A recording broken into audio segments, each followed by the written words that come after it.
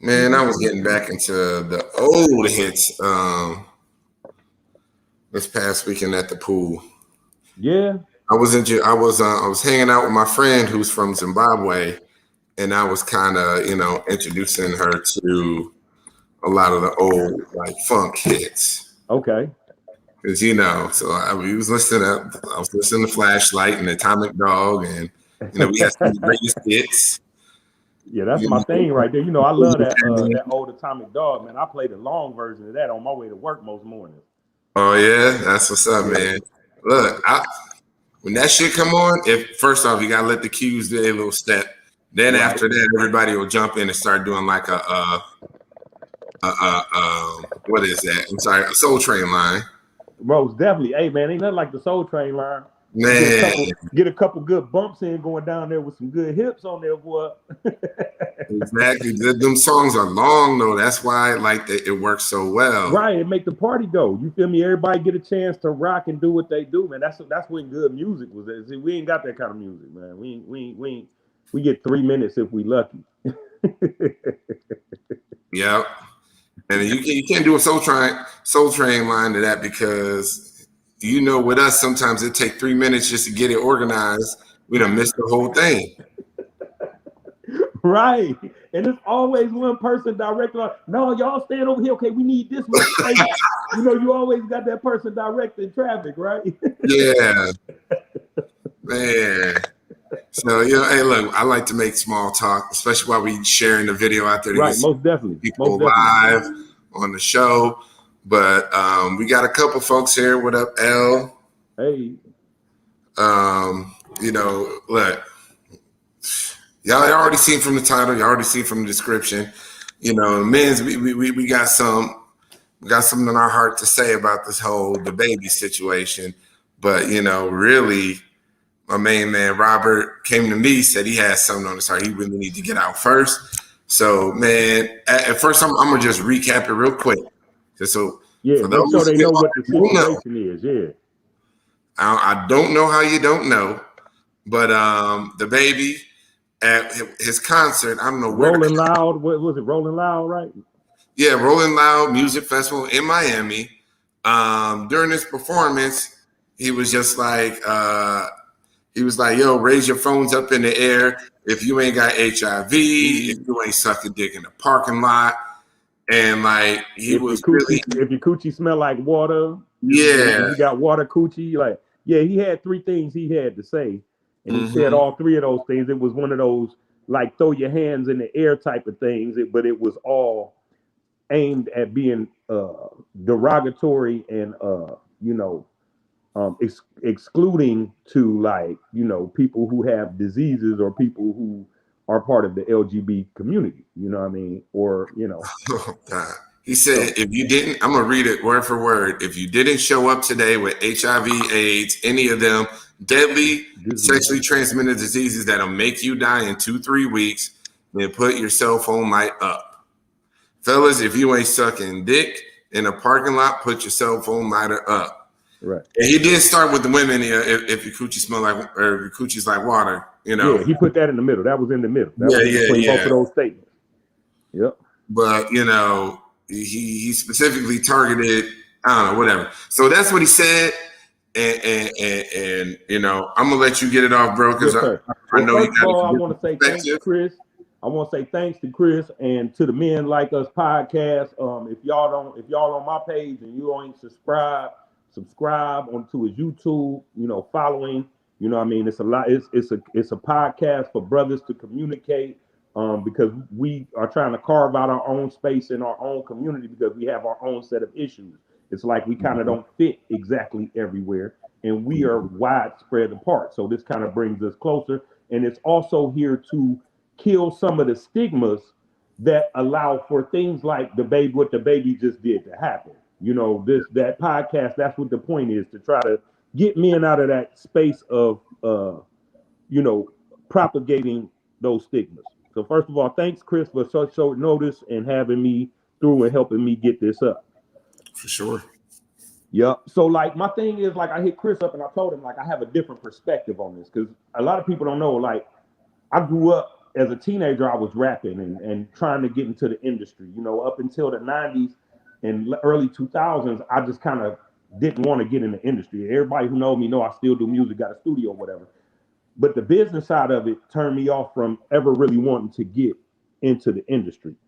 And so I say that because from looking at what DaBaby put out himself to be, there's a lot of people that I know, like I felt disappointed. Like I ain't fucking with him. I ain't gonna lie, like I can't even fuck with it because you either being a puppet right now or you just stressed out from working too hard. But you ain't yourself. Like this ain't some shit I could see DaBaby saying. It don't fit his character or his narrative for who he is being coming up. You got to think about it. This guy worked with the Jabberwockies. He worked with Justin Bieber. He worked with a plethora of other artists in 2 years. He's only been popping since 2019. You know, he was a freshman in 2019. This man has put in a lot of work, and it takes a lot of work. He's show after show after show. So, in the middle of that features an album. What, 2-3 albums in 2 years? So, he's done a lot of things. I remember he used to leave his gear and his shoes after his shows for people to find that they could have. You know what I mean? He's just the night before spent $10,000 so he could take his show all the way to the end for the people that paid for his show. Now, just to give you an idea, when he said that he paid that $10,000, he was talking to the crowd. He was facing the crowd. He was like, yeah, you know, I just paid $10,000. You know, did y'all pay $10,000 to see me? Well, I'm paying $10,000 to see y'all. He was proud of himself. He was speaking. He was directing to the crowd.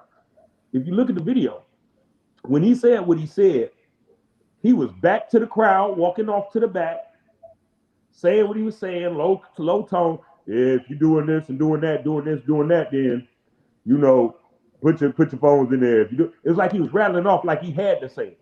You know, that's from my perspective, right? And I'm going to tell you why I feel like that. Just a week or two ago, you saw him with 50 Cent? Mm-hmm. Right? Now, remember, 50 Cent said, I'm going to take them up under my wing. I'm gonna give him what I couldn't give Pop Smoke. Pop Smoke didn't get a chance to live to see, you know, and I couldn't show and mentor him, but I'm going to mentor this young guy. And ever since then, it's been a back and forth with DaBaby of good publicity, bad publicity. It's been equal. You know what I mean? Like they trying to see which one gets him trending more. You understand what I'm saying? Like he had the bad press with the little kids when he took their stuff, but then he had the good press with the 10,000. He had the bad press with the white dude who thought he was another artist and he said fuck you, which was kind of medium bad. It wasn't really bad. It was some human shit. And then now he got this bad press saying some shit that don't fall in line with who he has been up until now as an artist. He has a big LGBTQ following. I know guys who love the fuck out of him. I know guys who love the fuck out of him, and half the girls that I'm in love with is in love with him. Do you understand me? Like when he came out, them girls was putting him on their fucking page and don't know him or whatever. You feel me? So he has a big following with the same community he just attacked, which is why he got a shoot through at him. There was somebody in the crowd who felt like what he said was disrespectful to the fact, like, nigga, I spent my money on you and threw a shoe at him. What I'm getting to is 50 Cent. I feel like 50 Cent got him on some puppet shit, on some puppet master shit. Because 50 Cent is the king of controversy. Everything about 50 Cent, anybody who he's ever dealt with, him and the Game had beef. Or Young Buck had stuff going on with it. Everybody who dealt with 50 Cent, who wasn't above 50 Cent, had some type of beef going on once they started dealing with him. Because controversy is his business model. So I think he spit something in Baby's ear to say, you know, you too good of, because Baby up until now has been the person that you rooted for as an artist. Let's just be real. Up until this little period of time, even with the little debacles he had and the fights and stuff, you always rooted for him. You always, when you see him with his daughter, when you see him interacting with people, when you see him, you know, do the interviews, you always like, I fucks with him. You feel me? He give you that I fuck with you feeling. And then for him to turn around and say this is completely out of character, and it's right after he meet up with 50 Cent. And I feel like he's at a level where in 2 years he has been around all of the people that he idolized, And now he's getting mentorship from different people and being in the face of different people. I'm pretty sure 3 years ago, he didn't think he was going to be in DJ Khaled's face like he is. Now you got 50 Cent talking about he want to mentor you. And I think he's soaking up what 50 Cent putting in his ear and messing up his own brand in the process. So I feel sorry for him, but I don't fuck with it. Because I don't fuck with puppets. I don't fuck with fake people. I don't fuck with like people who don't stand up. And that's what the thing is about T.I. too. T.I., man, he needs to shut the fuck up and sit down somewhere. And I'm just gonna leave that at that. Anybody who knows T.I., or know how, like, I don't know him. Clifford. But anybody who know him or who know of him and know about like how his lifestyle is, man, he need to really sit down and shut up, especially when it comes to LGBTQ affairs. He really needs to sit down and shut up. And I'm just gonna leave that at that. Like, he don't have no place to talk about nothing. You need to sit the hell down and worry about your cases, my nigga. Yeah.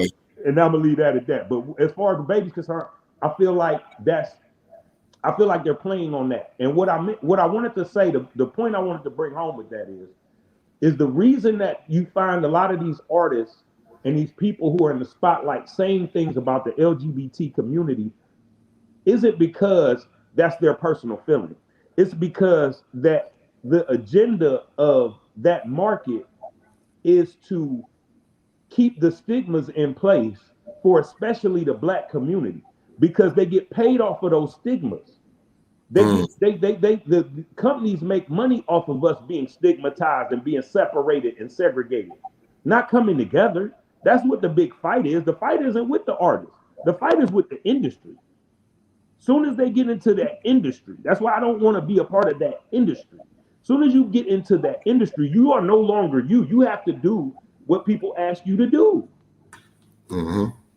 That's what happens. Like, I've been there. I've had it happen to me on a local level where I couldn't do what I wanted to do anymore. I had to do what people asked me to do.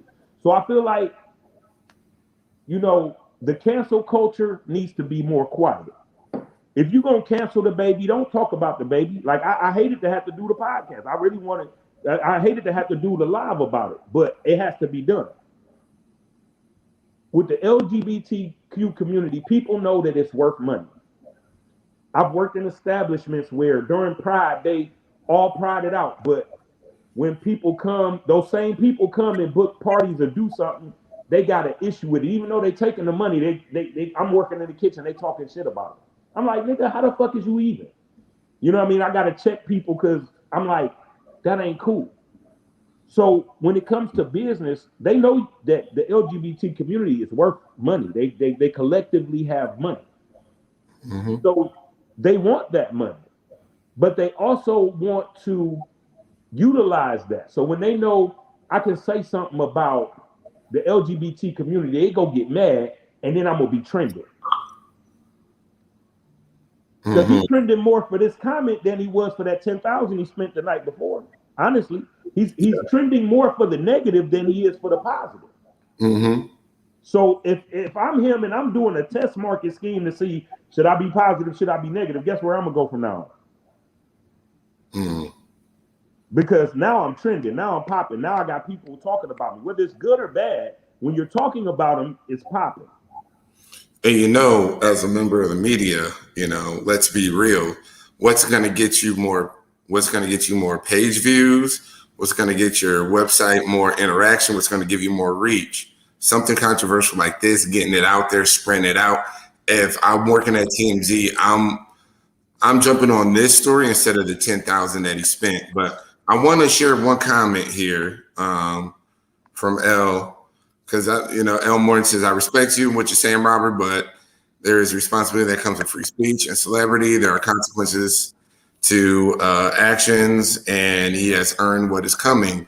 And that's true. At the end of the day, like, he got to take this one on the chin because he fucked up. I mean, The way that he talked about people, like the way that he was talking about HIV and AIDS, like, and you're going to die in 2 to 3 weeks? Like, bro, what years? And then his defense on that. Did you see his defense on his Instagram page where he was yeah, that was stupid as fuck too. But like my fans, I support the LGBT community, but my fans ain't nasty. That's y'all nasty. That was his connotation of what it is. Like, like my gay fans ain't nasty like that. They ain't sucking dick in the parking lot. And they ain't got AIDS. My gay fans ain't got AIDS because I was jugging with the dude in the front with the crop top. Wow. Nigga, like that is ignorant as fuck. That's not true. That's not how people contract HIV and AIDS. There's people who were virgins before they contracted it. There's people who contracted it from not having sex. That's why I shared Hope Giselle's thing. Like, that's such a fallacy. And I agree with the person who made the comment. Did you say name J or L? L I Morton. agree. The thing about it, L, is I agree with you wholeheartedly. I'm not saying that I support him. I'm saying that I can see that wasn't what came from him. He made a choice to be a puppet, or he was stressed out. But that wasn't who his brand was up until now. So I no longer support it. Like he has that coming. But my main point is the LGBT community needs to cut people off more in silence than vocally. We need to be more like, hey, well, you know what? This is what we're going to do. We're going to not support him through the inbox. I'm going to inbox you, Chris, and show you this video. And I'm telling you, he gets no more play, no more press. We ain't even talking about it. Mum's the word. Because when you shut up about it, we ain't got to talk about it. We can just keep on moving and not even deal with the motherfucker no more. Because when you kill him with silence, now you ain't got this motherfucker trending. Now you ain't putting no more money in this nigga pocket. Because right now, everything the motherfuckers are talking about, putting money straight in that nigga pocket.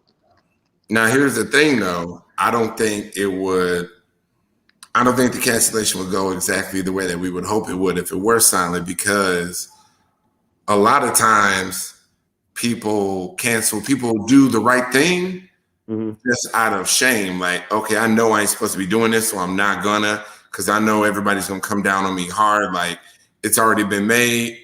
Like, yo, this is code. We don't do this. We don't support this person. We don't do that. So now I'm not gonna do it because of the public shaming I'm gonna get for supporting this motherfucker. But that's not how it works. How it works is that they do it to get the public shame and then apologize. No, I'm talking about that's people the time that we've come to now. But I'm talking about the people that, like, for example, it's just like with the R. Kelly thing when it was like, okay, time is up on this person, time is up on that person. We ain't listening to this person. We ain't listening to DaBaby's music anymore. Right. So if we say it, if it's public and it's known, like, yo, ain't nobody fucking with this nigga X, Y, and Z, then everybody, the rest of the community is put on notice, and that'll pressure some other people not to fuck with them who may be inclined. True that. That's already starting to happen. Regardless.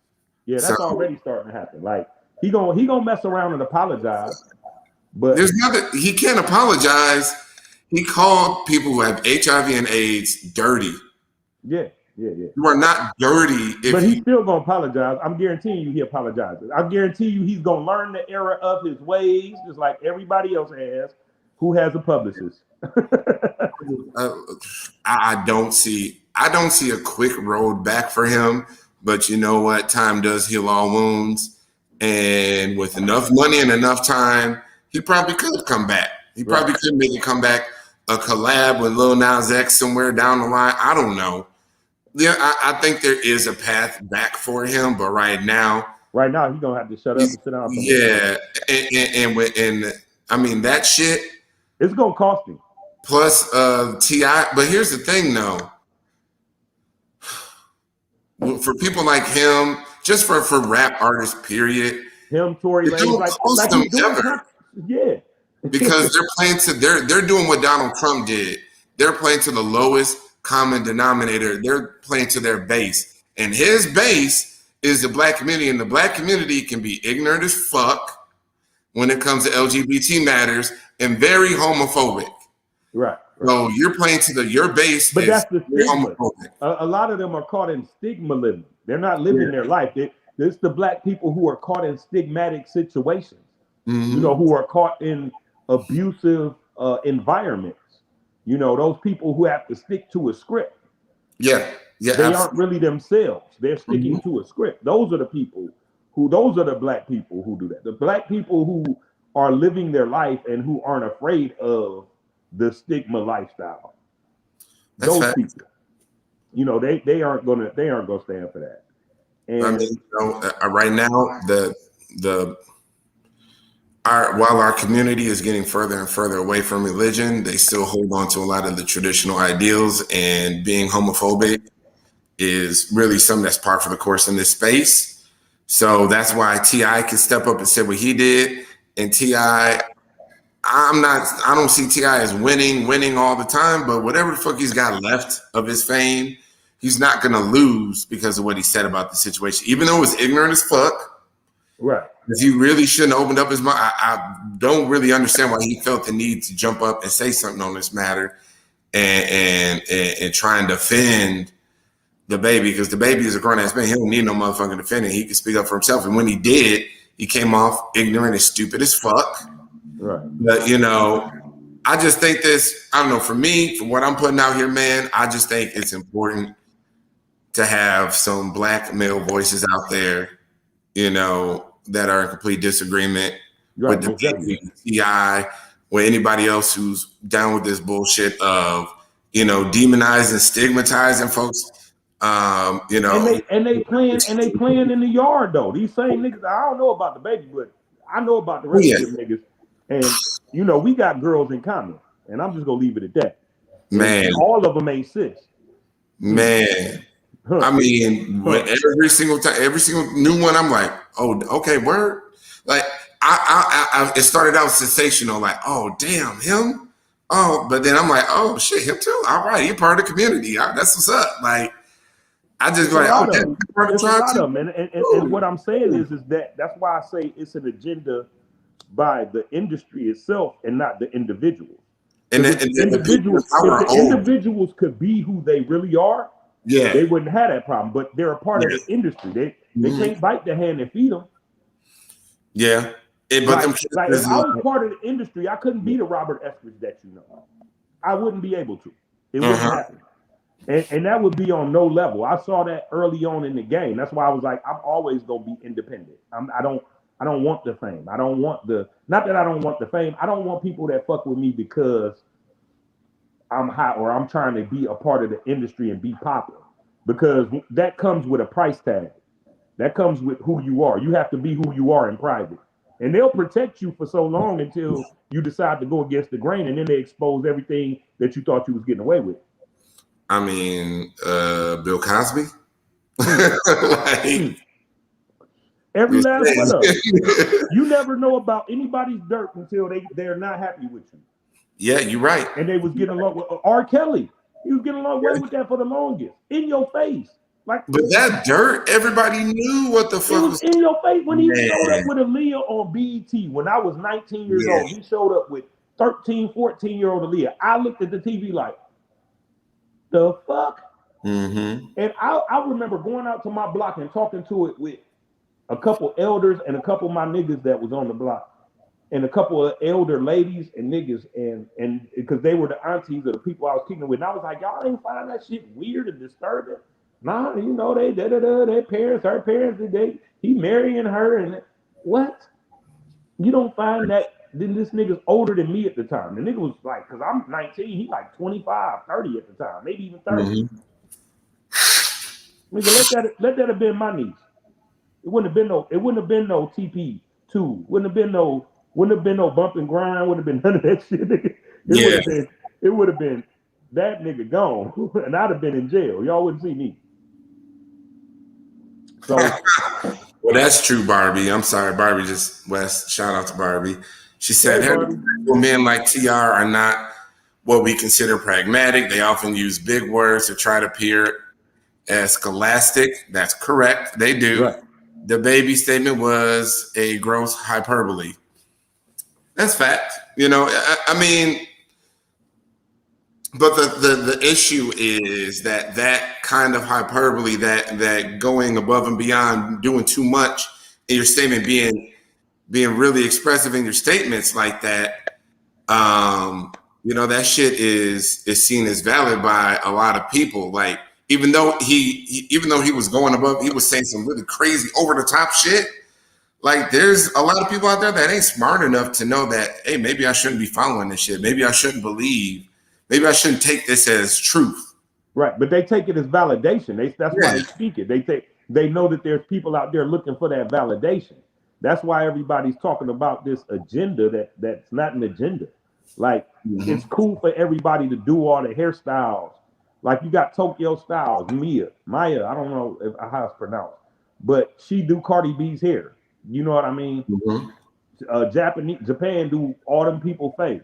It's cool, long as you're doing all that stuff to make these people in the forefront look good. You got people who've been writing for years and doing things for years. There's been people who've been in the forefront who've been gay but couldn't express that publicly. You know what I mean? Mm-hmm. And so now we're in a time where people don't have to hide what they're doing or don't or feel empowered to not hide it. And now all of a sudden it's an agenda because Mm-hmm. you've been used to it being hidden from you. Yeah. You've been used to these people being stifled, and it's not happening anymore. So now it's an agenda. And no, it's not an agenda. It's just the truth being in your face now. So what are you gonna do with it? And there's people who can't handle the truth because it shakes their whole existence and their world as they knew it the fuck up, and they can't handle it. So instead of facing it, what they're doing is they're blaming everybody else. It's your fault. You're doing this. You're exposing people to this. It's your fault. My kids want to be whoever they want to be. Mm-hmm. No, it's not. And on top of that, why the fuck are your kids being raised by any video? There's that. There's that. I remember my daughter at 3 years old singing "Drunken Love," and I was pissed. But my kid's mother had no problem with it. That's inappropriate for a child to me. Yes, it is. My kid don't know what she's singing. She's just saying "We Be All Night." What the fuck is she singing that for? Mm-hmm. But that's fine. But you see Lil Nas X, and that's a problem. No, it all should be a problem.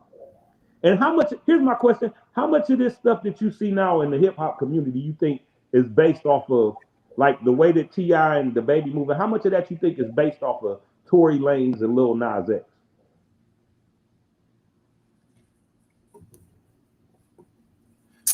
I don't know, man. Wait. I'm sorry. Let's start that one from the beginning again, man. Let me take that one all the way in.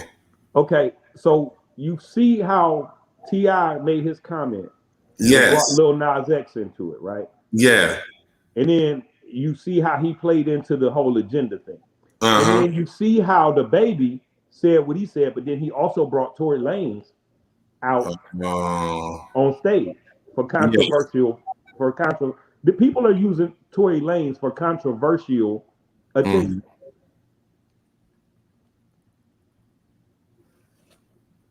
Mm-hmm. Yeah, I see it. But that's the playbook that's been used for years. It is sensationalize things to keep it from being normal. Right. Once you stop sensationalizing shit and this just is a part of people's lives, that's when change happens. Because remember, used to be, I mean, it still kind of is a little whatever, but I'm just saying, once upon a time, interracial marriage was a sensational thing. Like it was a scandal in your whole fucking county back in like whatever 60s, 70s, whatever. But like, shit, even in the 80s.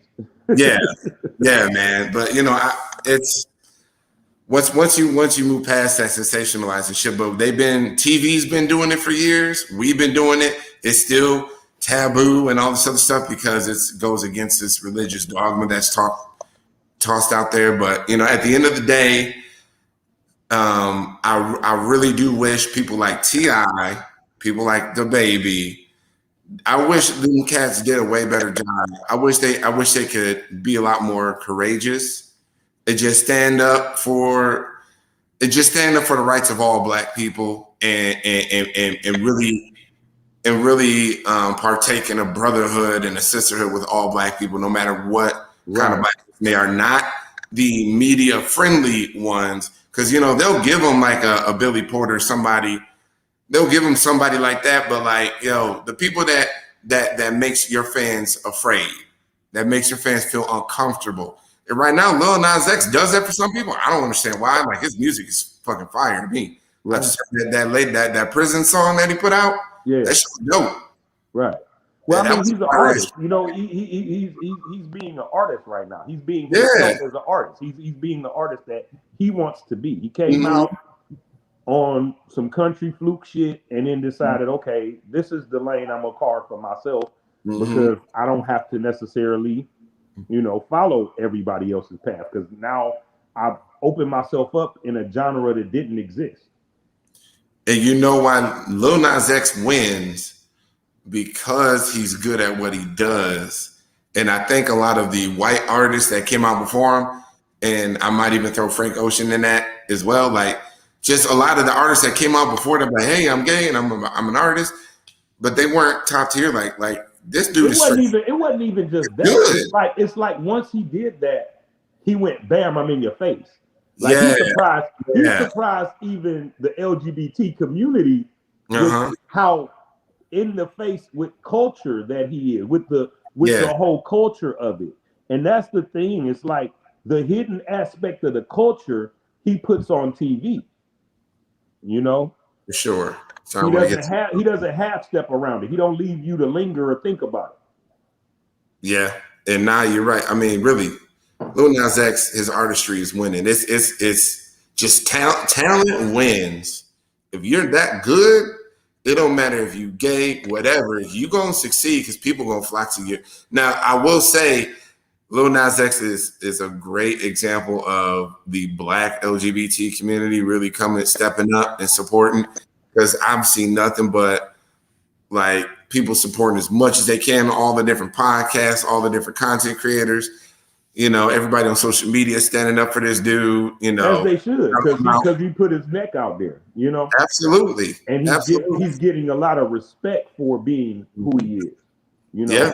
From the people who know how to have respect. The same way Dwayne Wade and Gabrielle Union is standing firm behind their child. You feel me? Like, you but they kind of did it like they did it. I'm gonna just say it like this. And I know I'm sorry to be a naysayer a little bit, but for Dwayne Wade, I would see him like I see Lil Nas X a little bit more, like more of that risk. He would be more of a risk taker if this was happening when LeBron was on the Heat with him and they was winning chips. Like he's a retired NBA player who doesn't have to worry about locker room politics and his endorsements and how all that shit. But regardless of that, he still has a life to live. His wife still has a career. He still has a career. But he's less in the public eye. There's less factors that he has to do with. There's way less risk. That's what I'm saying. I mean, I get that, but at the same time, how old was his child when he was doing that? I don't know. You feel me? Yeah. Like at what point in time do you say, is what, 14? Yeah. So he was probably like 10 when he was doing all that at the end of his career. When LeBron was winning them championships, the boy was 7. You know what I mean? 14. Yeah, you're right. I mean, because Miami was a minute ago. It was. I can't hold him to that standard. Okay, fair enough. I want to get Barbie's comment in here. She put out a few ones. Barbie says it's a gross disservice to his fan base, who he not only offended, but he was reckless in furthering the stigmatization and misinformation about STDs and STIs. She has another one here.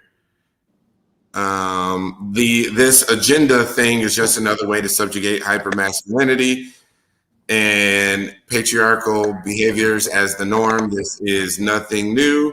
It's just being disguised as sensationalism. And that's facts. I think I've talked about it, at least on my podcast, and in a lot of circles. And Robert, you've been on the Zoom calls with us before, within our men's only chats, we talk about the hypermasculinity in the Black community and some of the struggles, how that affects a lot of men who are attracted to trans women and how they see themselves and the pressures, kind of like the pressures of being a Black man, like that hypermasculine shit, like that shit that we have to live up to and perform to. It's just that our white peers just don't experience a lot of times. Right. Well, they have a freedom that we don't have. That's true. And that their existence isn't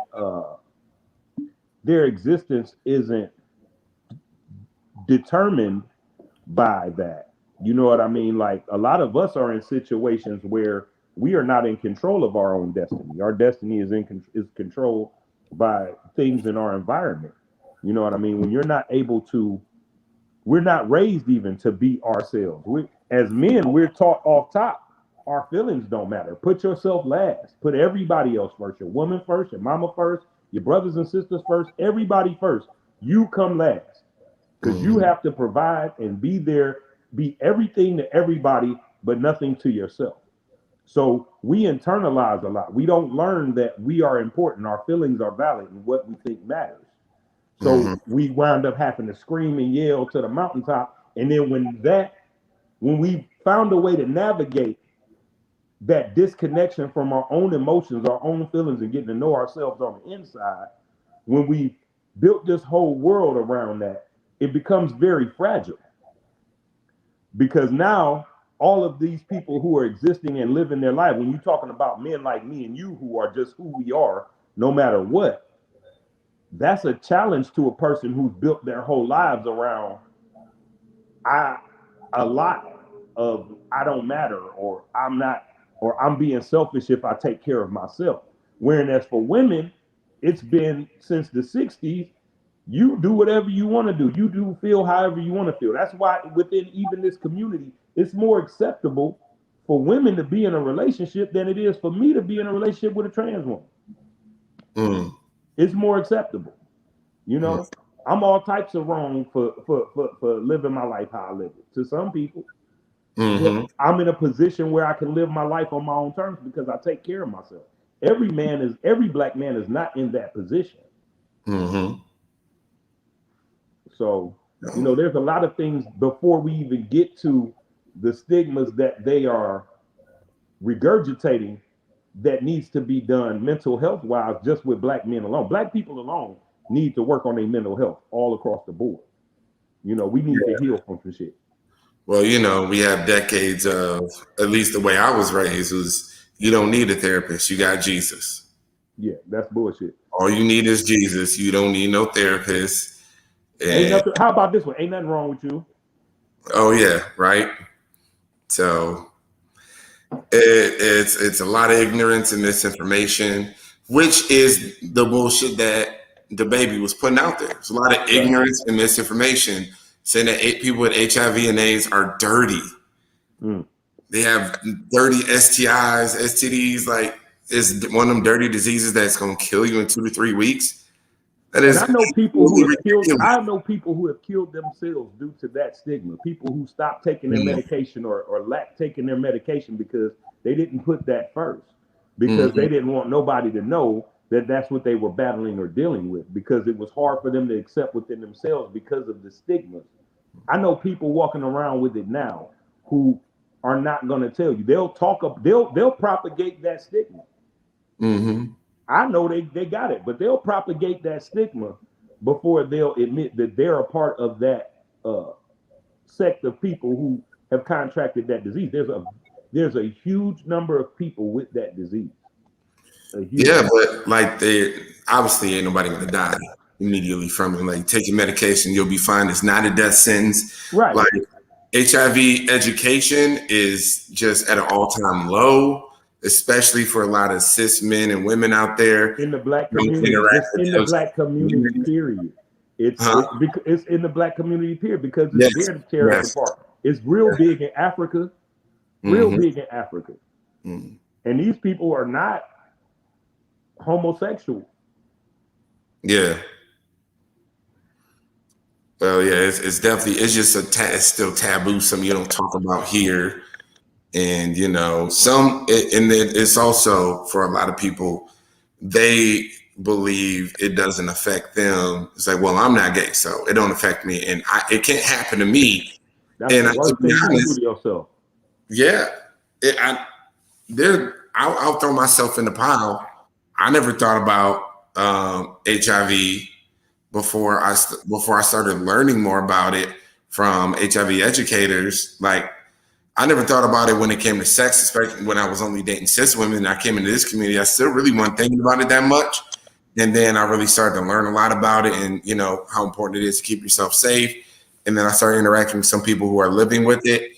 And it's just like, you know, Yeah, there's a lot of education out there that needs to be had, and that's I did two whole episodes on my podcast educating about HIV because men don't know shit about it, especially the new trans attracted, transamorous men who spent their whole lives dealing with cis women, and then they come over here and then it's just like they don't have any education. Niggas be wanting to fuck raw all the time and shit. Like that's some shit you shouldn't even be trying to do it, period.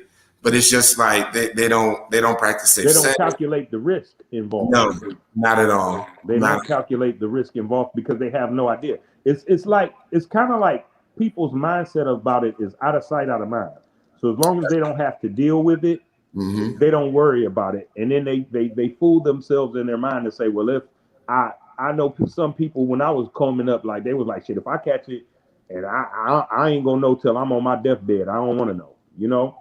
Like, and that's the wrong way to think about it, especially in this day and time, because it's not a death sentence. Like, there's things you have to do. Magic Johnson showed you the way. Like, for real. There's so many other people out there now that are just living with it day by day. They're doing all right with My it. sister's friend contracted it in the 80s, early 90s, maybe.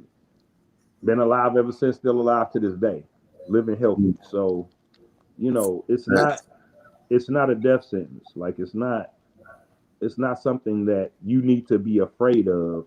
The fear of it will actually put you in a worse place than knowing about it.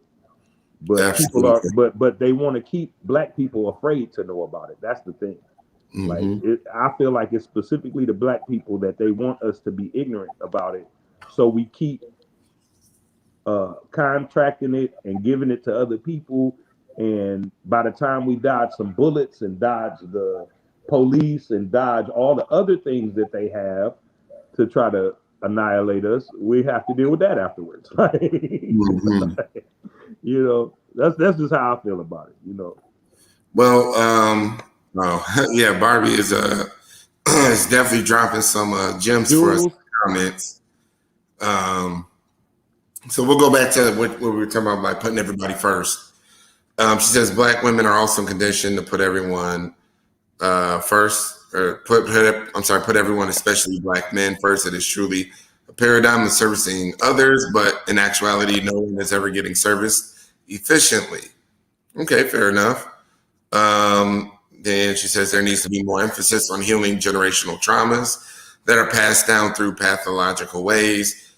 We used to call it generational curses, which is really bullshit. It's called imprinting biases that further divided communities. And then our last comment is let's start talking about harm reduction within black families based on generational traumas and undiagnosed mental health conditions. Right? True. I mean, really, facts. You know, that last one was really huge. Because mental health is definitely, like we said before, something that's been largely ignored in the black community. And it's been largely ignored, but then let's be real, there's not a lot of trust in the medical community when it comes to that anyways. Right.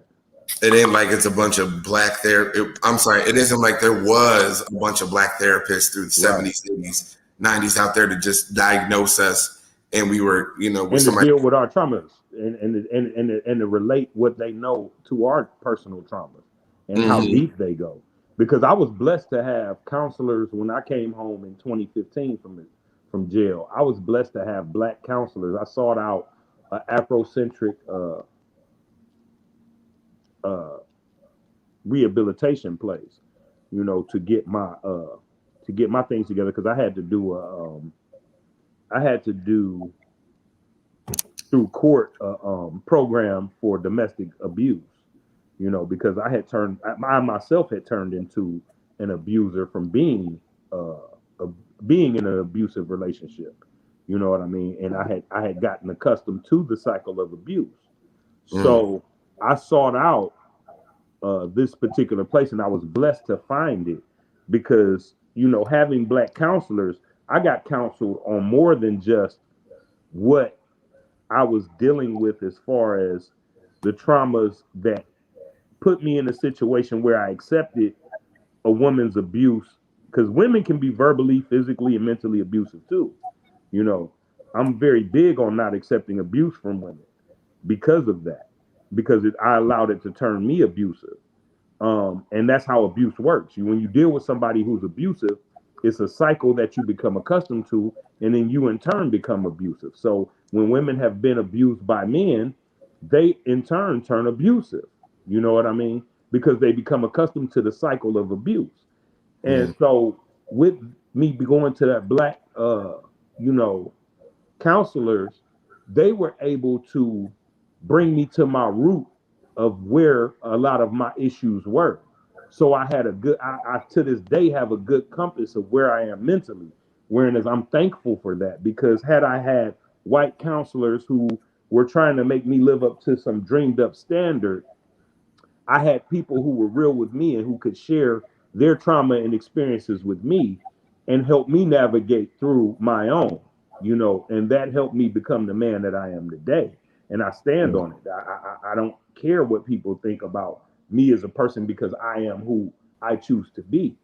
And that is very important, like to have black psychologists and black counselors is very important, because to have somebody who has that knowledge and also can relate to what you individually go through is really a guiding light when you're trying to heal yourself.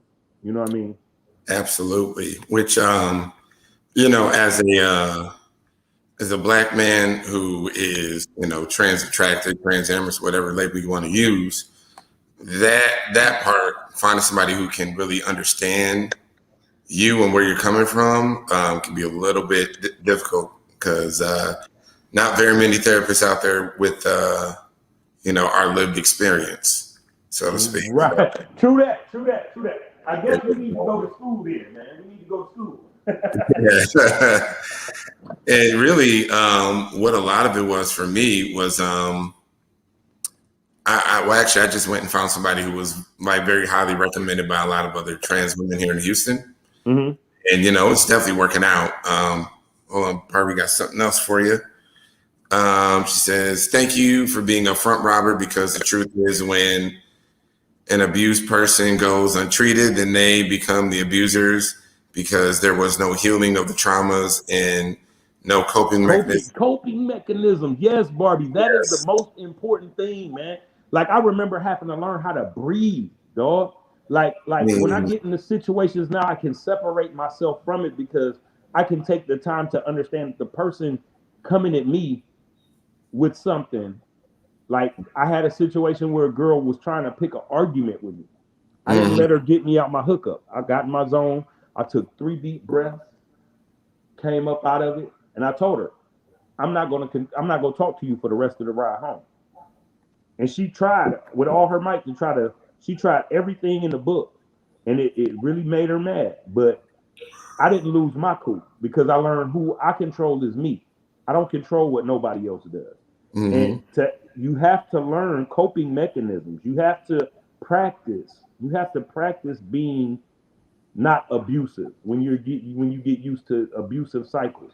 And there's a lot of abusive things we deal with on a day-to-day basis that have nothing to do with a relationship, even your mother, your father, just living day to day, you deal with abusive situations. And you don't realize that until you go. A lot of us don't realize that till you go through counseling and you recognize what abuse is, because a lot of us don't even know what abuse is.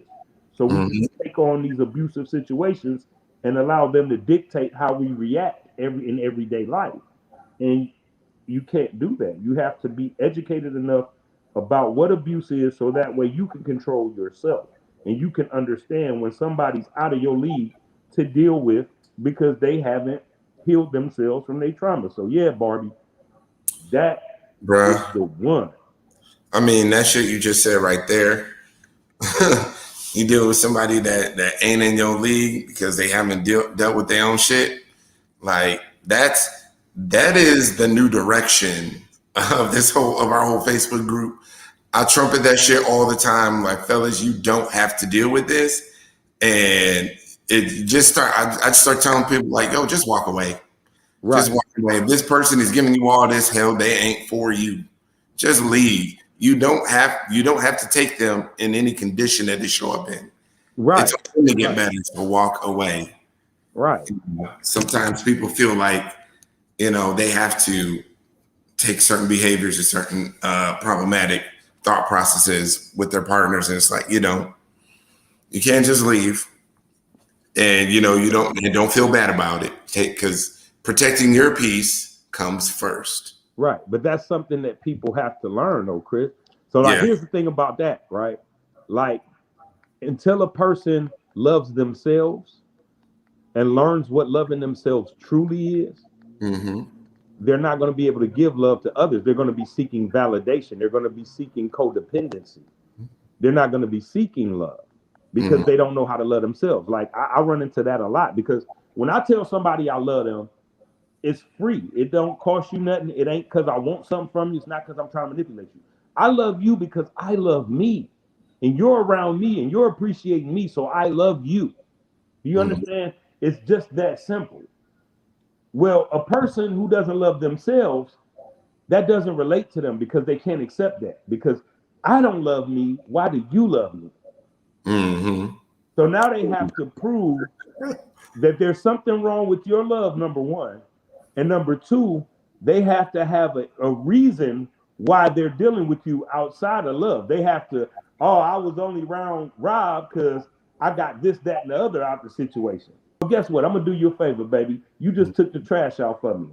I'm going to go ahead and keep moving, and I'm going to leave you right there with what you got. And then you can keep dealing with those cycles that you're dealing with until you grow up a little bit. Let's put it in the lens of the experience of a lot of transamorous men. You said around the men for certain, make an excuse to be around them for a different reason. It's coin. Yeah, they'll say that. It's your coin. But, oh, wait, I don't even love myself. Why do you love me? There's something wrong. Transamorous is wrong. You shouldn't even like trans women like that. Why do you only like trans women? Why do you wrong with you for liking me? We go through that a lot. What's wrong with you? There's the whole, there's different levels to that too, because you got the levels of the girls who feel like, well, because you're open about it, you're going to get me clocked because I can navigate life without getting clocked. You see it? Now, here's the thing. I'm gonna put an idea forth, and I want to see what you think, because Barbie had just talked about unconditional love, or she comments. So Barbie says, woo, unconditional love comes with no constraints or requirements. It's truly free of obligations. Right. And you're right. To that, I say, I'm not 100% sure unconditional love truly exists. You have to have it for yourself before you can have it for anybody else, Chris. That's as far as I can take it for you. Well, then I would say that unconditional love is very rare. That it is. Rare. When I say rare, I'm talking like, 2-3% population rare. Right. Because here's why. Love, relationships, marriage, whatever, all these things. You man say you love this woman, or this woman says she loves this man. If you the man stop feeling certain obligations in your relationship, I think she's gonna fall out of love with you. No, see, you're talking about in love. See? Yeah. There's a difference between in love, in lust, and love. Yeah. Like, I love you, Chris. I called you 6:30. You said, hey man, we gonna put this together. Yeah. You've always been a brother to me. I love you. I don't know you from Adam's house cat. We never met in person. We chop it every once in a while. You understand what I'm saying? I've even talked shit about you on my shit, but I love you. You know what I mean? Anybody in this community, no. I talk my shit. I keep it a buck with anybody. That don't change none of the love I have for nobody, because I love myself. My love comes from my love of myself. I love you as who you are.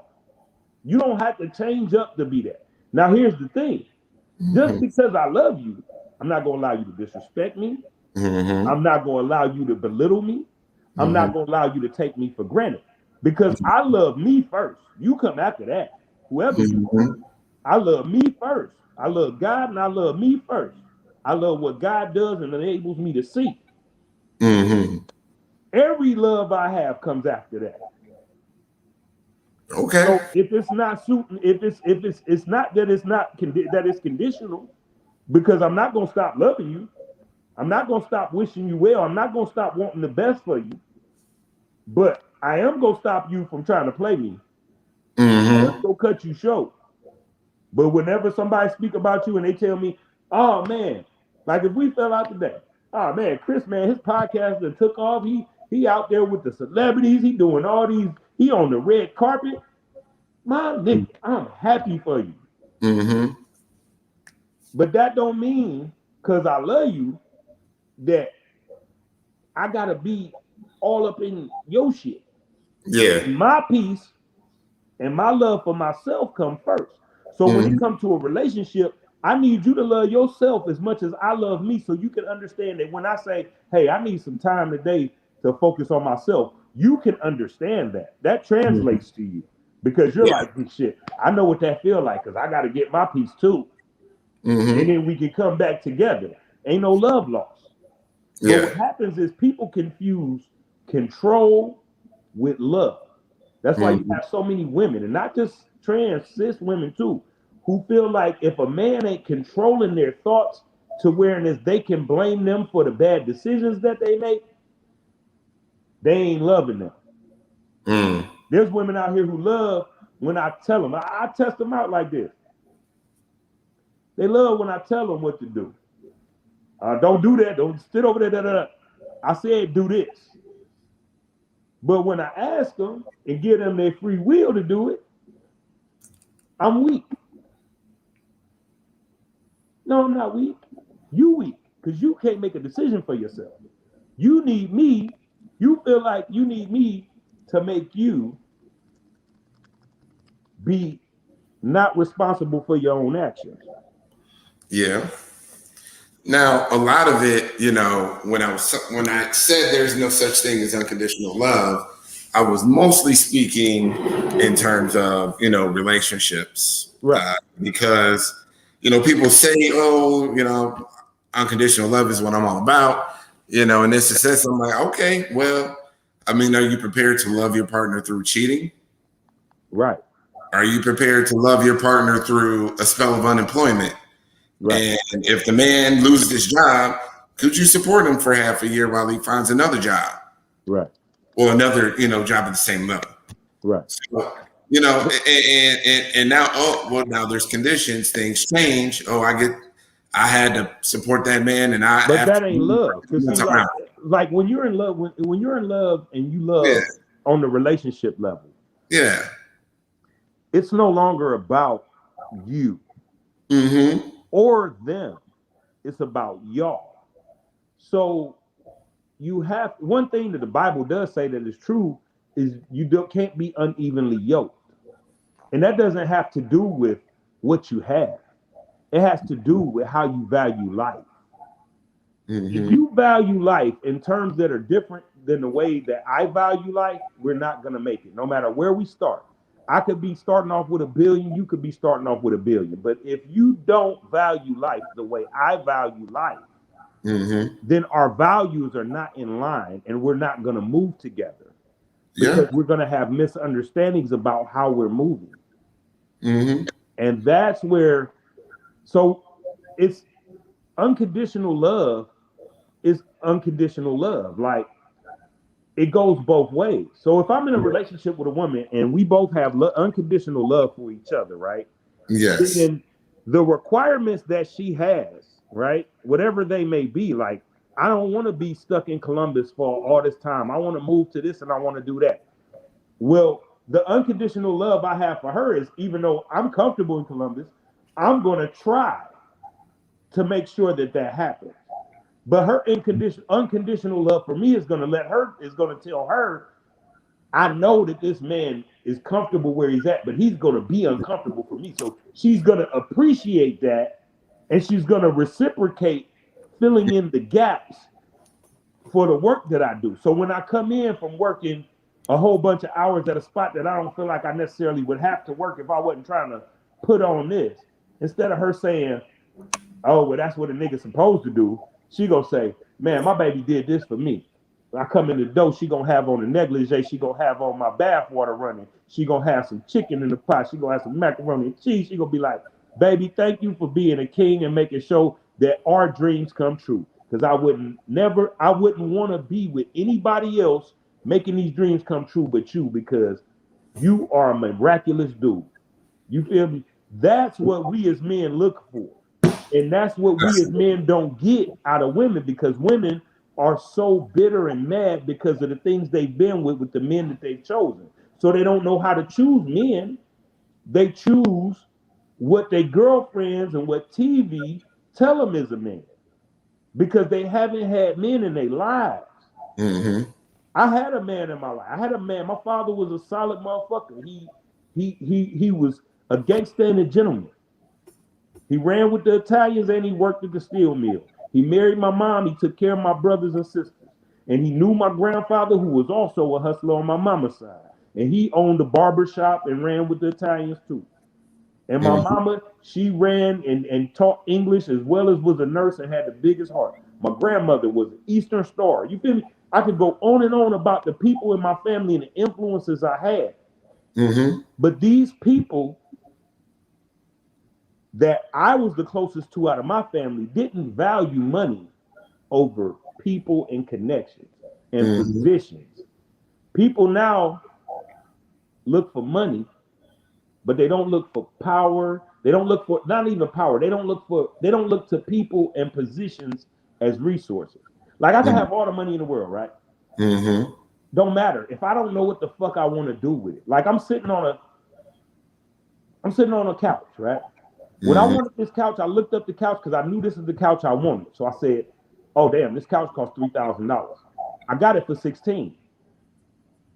I saw what TV stand I wanted. I said, "Damn, that TV stand like $700."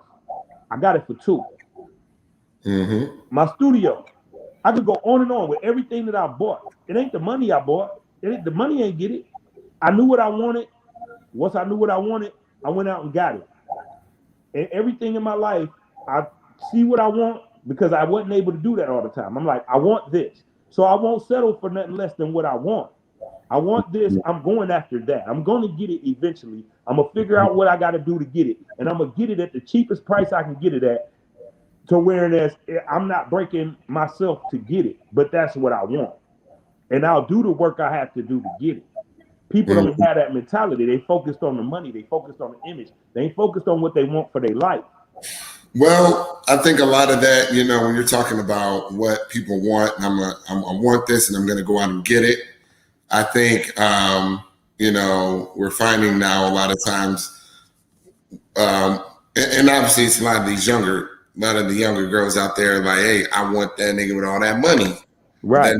All that clout, all that shine, that, you know, 6 foot tall, whatever, dude. Like, I need all these things, all these boxes checked, and that's. But they don't want what's best for them. That's not what's best for them, is what I'm saying. No, of course not. But we learn that through maturity and growth. Right. And, you know, sometimes it just takes people growing up to figure out what's important, what's really important. And I'm sorry, what? I wish I could see the comments and pull them bitches up. You can. You should be able to. I don't see none of them, bro. Oh, I got to hit the chat button, huh? Probably. Okay. Oh, okay. There we go. All right, there you go. Okay. Okay. Yeah. Okay, man. Monica. Thank you for the love, Monica and L. Okay, I see it. Yeah. See, Monica. I'm sorry, y'all. I wasn't able to see what y'all was talking about. I see Mike and this boy. What's up, Mike? Yeah. Big so Mike. You know, it's crazy how we ended up at this point, and we started out with DaBaby. Right. Yeah, that's so controversial. That's because we ain't never had a chance to really chop it though. Like this our first time chopping it, man. And you know, I was real busy when you reached out to me before. You know what I mean? Because there was stuff going on during the pandemic, and I was moving. You know, I do what I do by myself. So a lot of times I can't move. But I was like, man, I got to reach out to you, and I really appreciate you for making space and time for me today, man. Because you know, sure, man. And I like doing it. This is best. Like, this is a great midweek show, because my midweek shows are definitely like flow, just kind of shit that I want to talk about, like just kick it sessions, because, you know, the Friday shows, the Friday shows are like the real like guy talk shows, and we try to have a little bit more structured, tackling certain questions, issues, whatever. that are obviously targeted towards trans men, but you know, this shit is just general relationships. And you know, you're talking about valuing people and making connections. You know, like your grandmother being an Easter Star. That's definitely in that wheelhouse. And you know, making connections. I ain't gonna lie, man. Like, let's be real. It's a lot of people in the Greek organizations that's in that shit. They got into it to have those connections. Right. And you know, I joined them mostly. I went to a PWI, predominantly white institution, you know, state school, but I joined a mostly white frat as well. But I ain't gonna lie, being in that organization put me around some people I would have never had a chance to be around, and got me in situations where, you know, I interned for NASA, and I showed up to my internship, and the head of PR is in my fraternity. The head of IT is in my fraternity.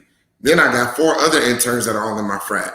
So now, yeah, okay, I was brought in to do certain things. I helped them spruce up their little, you know, I helped them redo some things for their space museum and stuff. And I mean, I was a web intern, so I was helping with redo their website and stuff. But I had IT come in. Hey, let me take him for a few hours. He took me down, bro. We was in the warehouse where NASA saw all their old computers. We were just busting up computers like baseball bats, throwing them on the ground, and like that counted. Exactly. Like that's what I'm saying, man. People value money because you couldn't have bought that experience. You understand what I'm saying? No. And so, like, I found myself in recent weeks, because I know you probably noticed, and a couple other brothers probably noticed, that I've been really quiet for the past few months. I haven't really been for good reason. Huh? For good reason, bro. And you feel me. So I'm just saying, like, you know, I've been in situations where people take the fact that I am like I am and I treat them like I treat them for weakness. You know, I've been in a lot of those situations in recent times. And it's kind of like people value money more than the connections or people. People are your biggest resource. People. Because the right person can open the right door and put you in the right position to where it is you don't even need money to have what you want out of life. Money is not what you want out of life. Money is a tool to get what you want out of life.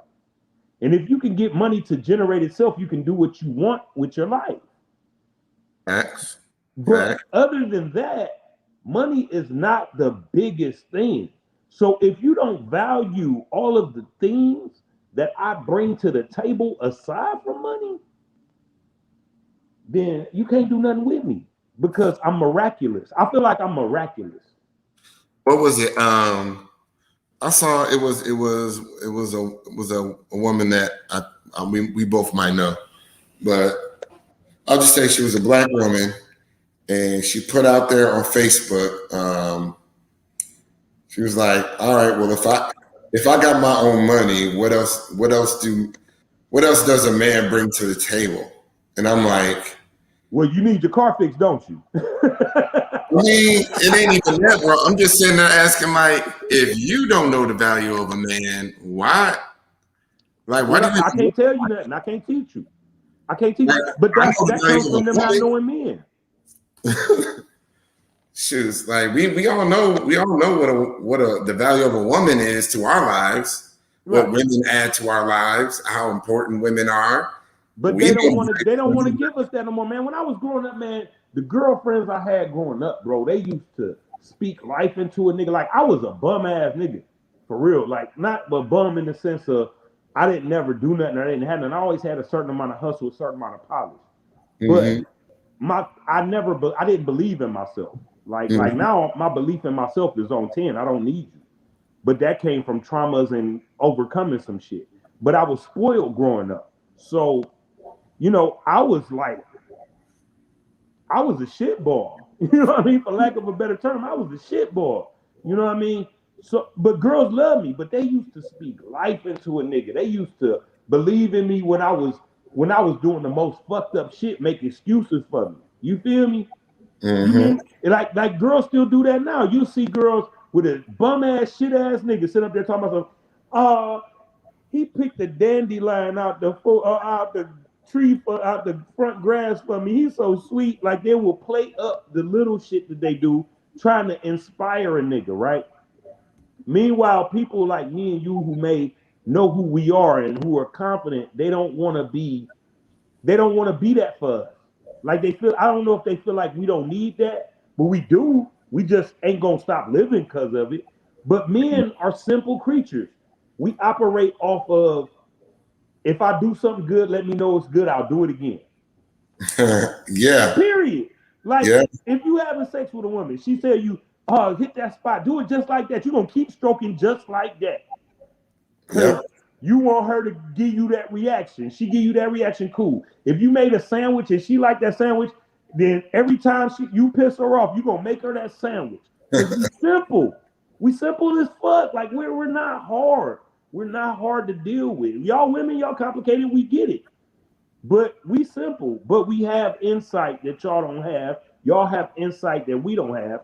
And we rely on y'all to bring to the table what y'all bring to the table. We bring to the table what we bring to the table.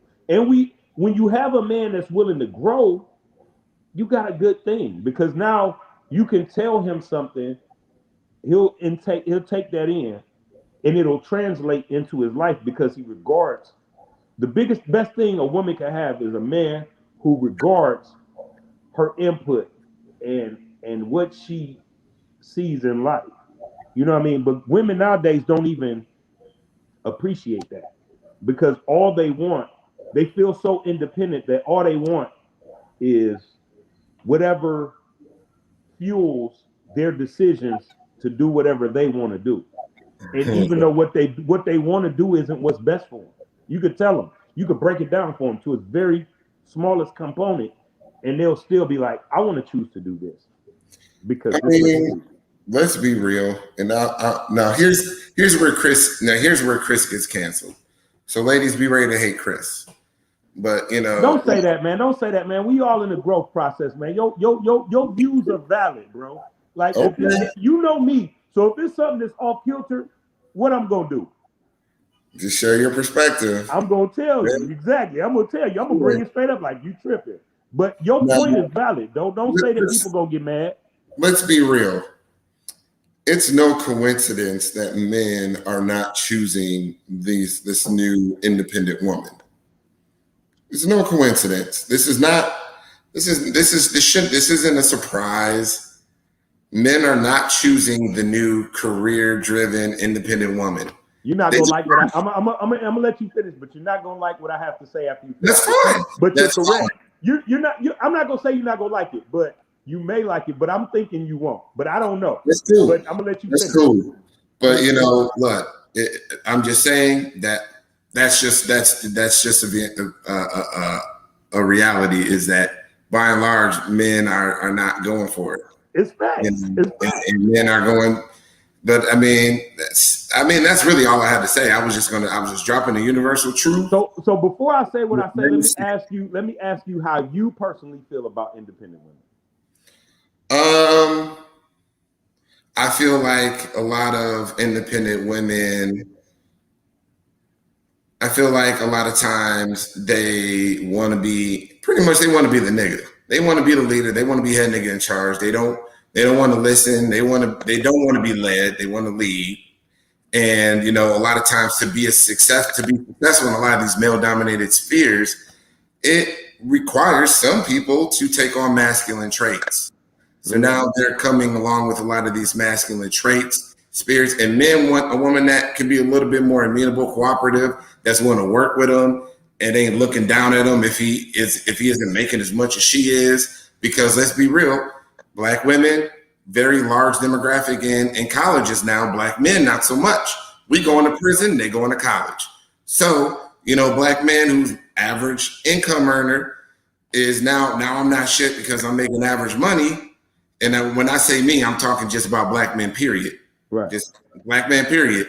It's really like,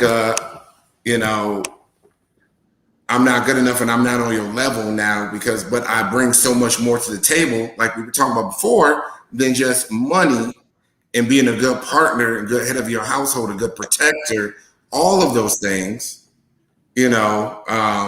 there's just a lot more going on there, and you know, it really is that, you know, people call it settling to, you know, get with just a regular ass dude who has a job and ain't into no shit, and you know, he may not be the richest motherfucker on the block, but he'll do right by you, Right. and he'll protect you and raise and be a good father to your children and all that shit, you know. Right. But so I really just think it's, I don't know, man. Whatever it is, I'm just saying, you know, you can head slap all you want, Barbie, but they're not being chosen. And there has to be some reason behind it. And we can't always look to the men as the reason why. That's all I'm saying. I feel you. I feel you. And I'm gonna start this off by saying, I feel you, and you are correct about the dynamic. You're correct in what you're saying overall, but where you need, where I'm not gonna say where you need to change. Where my mind has changed on the subject is that it isn't them that needs to change. It's us.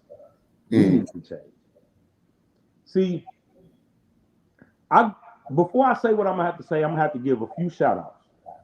I'm gonna have to give a shout out to Sierra Norris, who's my cousin. She's a wonderful lawyer. You know what I mean? I have to give a heavenly shout out to Karen Hernandez. You know what I mean? That was her. She married her husband. That was her last name for a while, but Karen Williams was her given name. Lawyer. I got to give a shout out to Freddie Eskridge, my mother, a strong black woman who, you know, raised 4 kids and was a licensed practical nurse with psych specs and chemical dependent specs. I got to give a shout out to my niece, Sarah, who's a strong black woman, worked through the pandemic in Texas. You know what I mean? Julia White, my sister, been at a service, always made her own way, influenced me, taught me about George Clinton and Frankie Beverly and Mays, and took our little brother to new heights mentally, and told me I needed to have a new normal when I caught my case for punching my baby mom in the nose, and I was out of character for myself. She didn't stop loving me, but she didn't tell me I was right either. She didn't take none of my shit. These are strong women. These are independent women. But independent women need love too. And we as men in the black community, we have a bad habit of, instead of empowering our women to succeed more, we try to drag them down to fit our level of comfort. So we sit there and we say, well, I'm comfortable with myself because I do these things. I have a place. I have a car. I'm not in trouble with the police every day. So you should love me because I'm this guy, right? I'll protect you and I'll take care of you. Yeah, that's good. But when you're talking about what you want for your life and what these women want for their life and what options they have in front of them, are you willing to bring something to the table to elevate that? If you want to be the leader, even if you don't have it, you still have to elevate that. See, pimps always elevated their women to a level that they never thought they would reach, which is why they always had a psychological advantage over their women, which is why a lot of these women choose nothing ass niggas as opposed to niggas like me and you, because men like me and you always expect them to accept us where we are, and we don't show them how we can level them up if they fuck with us. You know what I'm saying? It's not them, bro. It's us. If you messing with a woman that's making all that money per year, instead of judging her for how she make it, show her how she can make it and enjoy her life. It's not about how she makes it. But I get you. But I'm just saying in general. I'm not. That's for you. But every man don't think like that.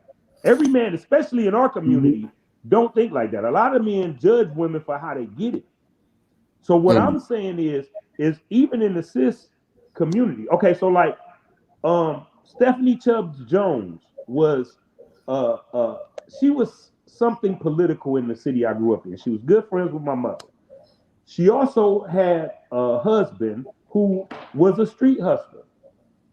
You never would have figured them two to be a married couple because she was a very prominent figure in my city as far as politics was concerned. Her husband owned a bar in East Cleveland that I used to work for through my mom because I needed to do that to pay for my first album, right? Mm-hmm. But the way that back in the day, it's always been these white folks will always feed our women before they'll feed us. You understand what I'm saying? So they'll always make sure our women are in a position to be fed. Like they'll always pay our women. They'll always take care of our women. That's why you'll see a lot of our women go over to them because they get treated in a manner that they're unaccustomed to by us because we're not able to provide that. And we get mad because we're not able to provide that.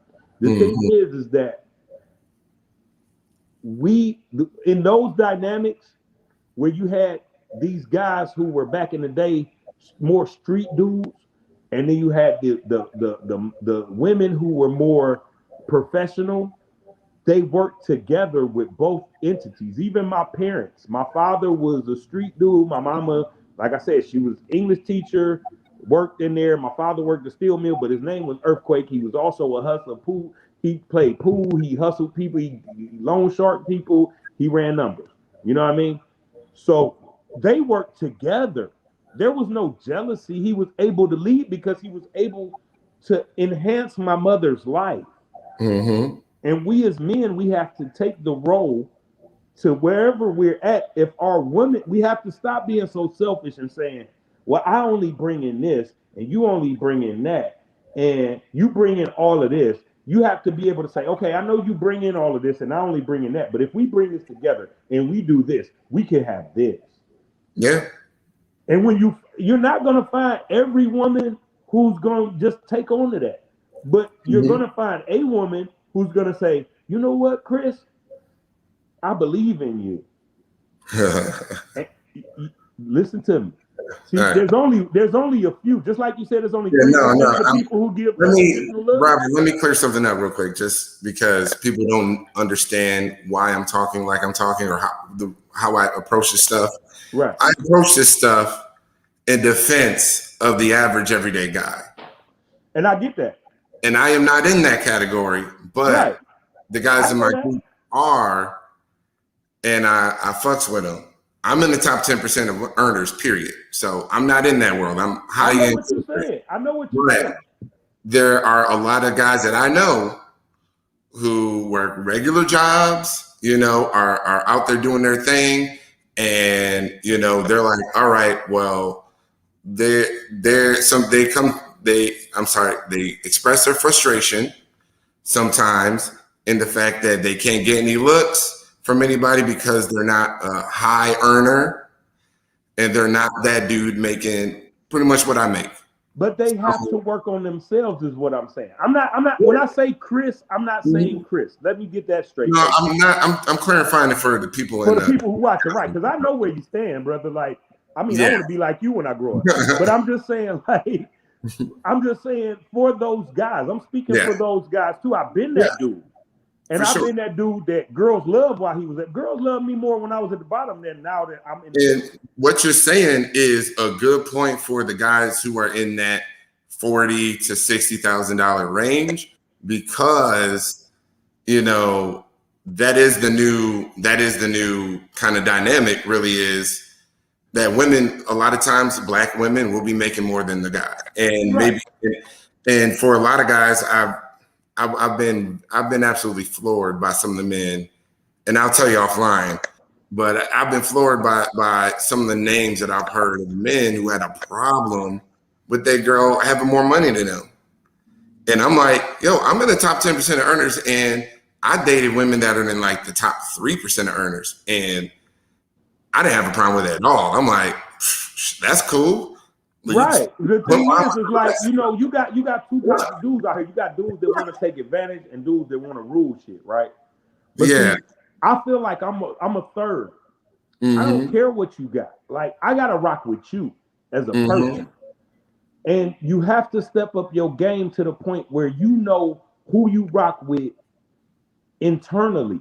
Because if you got somebody who rocks with you internally, you will have everything in life that you're looking to get. You'll have that. Regardless of the money, you'll have everything else you need in life to be happy. Happiness doesn't have a price, bro. Yes. It has no price. So Robert, I'm saying that these dudes got to step up, and they have to support the woman that they love. If they love that woman, it shouldn't matter that she make more. It should be like, it ain't about how much she make. It ain't about how she make it, Robert. It's about a lot of the attitudes and personality traits that are attained during the process. So no man wants to have to fight his woman for leadership in his relationship. But you shouldn't be one. A man shouldn't want to be the leader in his relationship. That's the problem. You shouldn't want to be the leader in your relationship. You should. You have to listen. You have to respect. You have to respect your woman's mind just as much as you respect your own mind. You have to respect that because you want respect, right? Yeah. You don't want your woman to talk over you, so you have to not talk over your woman. You have to take in what she says. And then you have a partnership. It's about a partnership. It's not about who leads. It's about what idea is best and how do we make it happen. That's all it's about. I mean, that's a great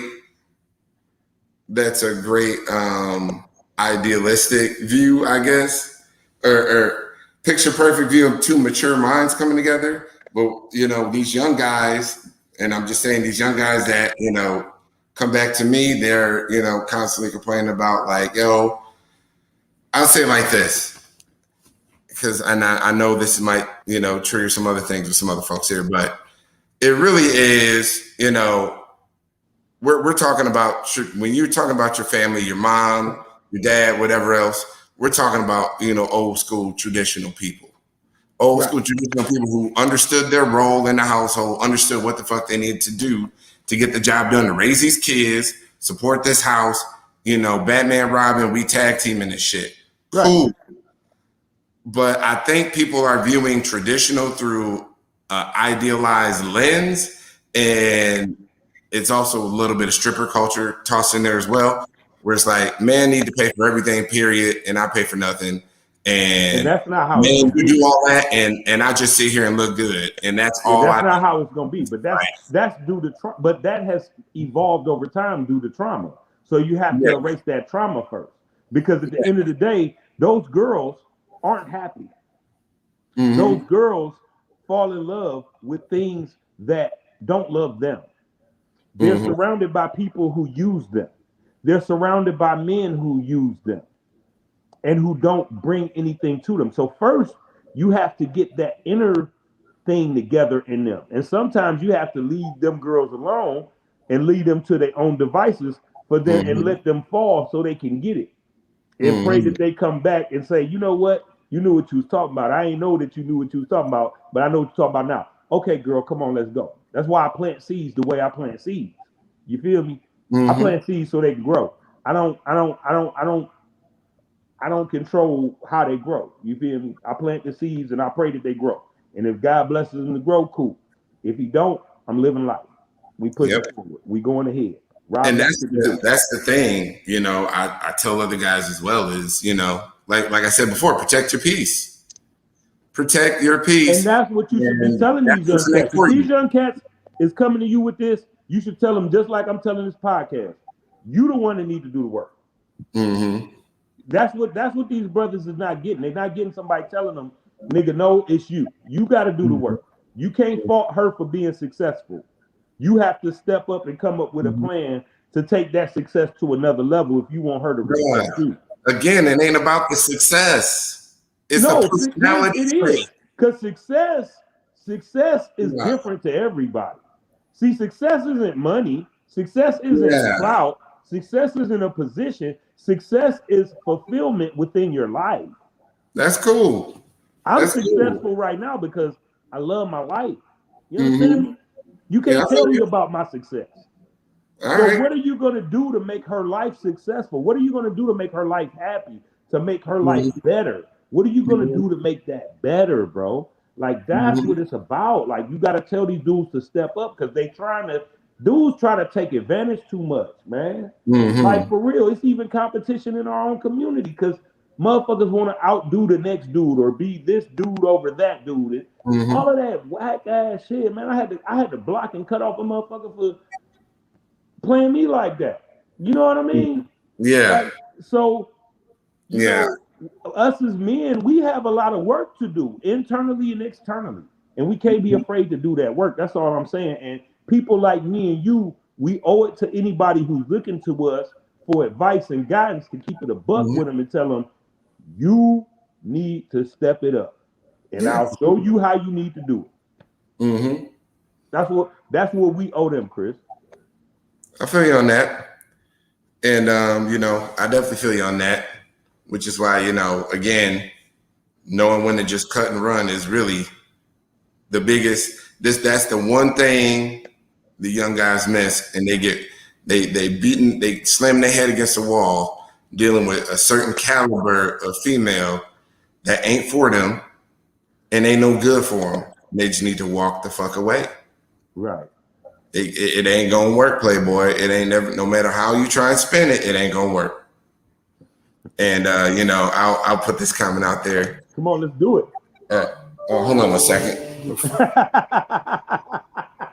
Sorry, I got a phone call. You knew Barbie wasn't going for that shit. Oh, yeah. Look, I already said I was gonna piss some people off and get myself canceled, but that's fine.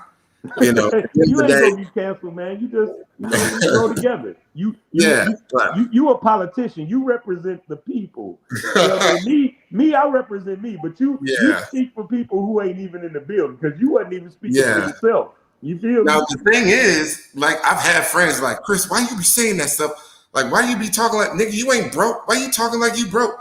Like, dude, because I'm representing all the brothers out there that don't be getting an honest shot because of what money they do or don't, what money they don't make. When, you know, I be like, yo, you're more valuable than what's in your pocketbook, bro. Like, you are a man and you can be a good husband to somebody, treat somebody well and enrich her life and support her. Okay, now she's the lawyer and you're, I don't know, the bus driver. You know, do what you do your honest day's work. But at the end of the day, y'all working together to build something greater. And she got a bigger piece of the financial pie. So what? Like, right. Because realistically, that's what the fuck it is out here, you know? So we got to learn how to live in this new dynamic. But, you know, a lot of times there are some guys out there that, you know, I'll say it like this. There are some women out there who make more money than their man, and they look at their man like he's less of a man because he makes less than them. But that's because all they're focused on is the money. For sure. So let me ask you a question, Chris. What's more important in your life, your money or your position? What's the most, huh? I said the position in which space. It doesn't matter which space. Your position, all of your positions are because you wanted to be in those positions. So, I'll say it like this. What's more? Here's the question: what's more valuable to you, the money that you have or the positions that you're in? If somebody told you, "Look, I'm gonna take all the money in your bank account today, or I'm gonna take all the positions in life that you have," which one would you choose? Ooh, that's a tough one, man. That's a tough one. And I have to be honest, bro. A lot of people who grew up poor are hyper focused on money. I don't care about that. I asked you a specific question, brother. You ain't dodging this one because I'm listening to these motherfuckers about money, and I need you to be honest. I would keep my check, bro, because everything else I can rebuild. No, I'm saying not your future checks, because your future checks are off of your position. I said I'm gonna take all your money. Oh, you talking about the money all the money that you have right now. I'm gonna take all your money, or I'm gonna take all your positions in life. Which one you go choose? Which one you go choose to build yourself back up from? Oh, now I take my position. Exactly, because your positions is what got you your money. Yeah, of course. So your position is more important than your money, right or wrong? Because people fight for their position when they broke. DaBaby didn't rap making millions. The nigga Baby rap because he wanted a position in rap and he knew what position he wanted to do. Yeah. Everybody who does whatever they want to, they chose a position. Tyra. Right. Yeah, he said, Tyra. Tyra, he said that, but you heard him. He said that position because I said you wasn't getting that money. You have to rebuild your position. You with the money you got right now, you'd have to take that and be like, okay, I got to get another position. Or for those of you that don't know, Tyra, you can get the money back. You can't get the position. Just like if somebody come to rob me, they can have whatever I take. I can get that shit back. I can't get another life. You're right. And Tyra, I'm gonna get you back for that. I'm gonna get you back for that. She know you. She know she do because we had a lot of fun out there in Atlanta. She showed me around some after hour spots and shit. I want to go to Atlanta, man. I ain't been there since I was just sitting there being, I ain't been there since 2001. I want to go to Atlanta and cut a food. Man, they got some beautiful girls down there that I want to meet and say hi to. Well, wait until later. I'm thinking about moving down there in like October, early November. Shit, if you do, hit me up, man. I'm coming to visit. Nigga, lay out the motherfucking spare room, my nigga. Yeah, we coming to fuck up your hood, cause you come do that too. I got the motherfucking spot, nigga. I got the motherfucking. We can throw a party. I'll buy a pole for the basement. I got the DJ equipment. We got it. But I'm coming down to Atlanta if you move down there. Oh yeah. I used to live down there. I just went back. Yeah. I used to live there, man. And really, it's crazy. Because I was there, and I have like absolutely zero interaction with the trans community. Like I was right next to this place called the Darlington. Apparently, that's where all the girls was at. I don't even remember seeing one. I used to get my hair cut on the first floor of that building. That's wild. But ATL is dope. It's a different day now though, because all the girls be moving in. The girls from everywhere be moving in. You know what though? I went to like this little strip event at Tokyo Valentina. Okay, yeah, I've seen that online. Yeah, I'm gonna do a whole. So what I'm gonna start doing is it's gonna be we're gonna start doing reviews of that shit. So. But you know what I wanted to do? I've been wanting to do for a couple of years, man. I want to do a night where I want to do two things. I want to do a thing for the brothers where we go down there one time and just get a bus and get all the dudes from everywhere, and we just go down there and bless the girls. Just go down there and trick off whatever, just spend bread at the little strip spot, whatever, support our people. But I also want to do a like a skate night or a bowling night or something just fun where motherfuckers can just kick back and just us and the girls go hang. You feel me? Because we be online so much with that shit. I've been trying to put that shit together for years. You can ask Troy, you can ask anybody, but I can't do it by myself. Like I don't know how to get sponsorships or none of that shit. And I know that like for an event like that, we could probably get some sponsorship from some liquor spot or something and put something together where it's a mutually friendly environment where people could come from everywhere. Because I'm not part of the ball culture. You're not part of the ball culture. We're not a part of like the gay culture, like where we go to all the motherfucking events. I go to some shit sometime, but I'm not. That just ain't my lane. You feel me? Like I could exist in that lane, but that ain't my lane. I want to make a lane where we can just chop it up, get to know these people that we've made these relationships with, and just have an experience and a fun event at least like every year where we could just all come together and do something, like a family. It really kind of sounds like it kind of sounds like BTAC, but you just add a bunch of like dudes in it, really, because they got that conference in Dallas every year called BTAC. Yeah, but that's a conference. Like everybody's there to talk about issues and do all that. I want it to be something where we just going. Not something that's set up for, because like here's the thing. I feel like it's set up into two things: either conferences or sex. Like meet at a bar or go to a ball. You know what I mean? There's we just going to hang out and have an experience and kick it with these people that we know and see them face to face and have a vibe.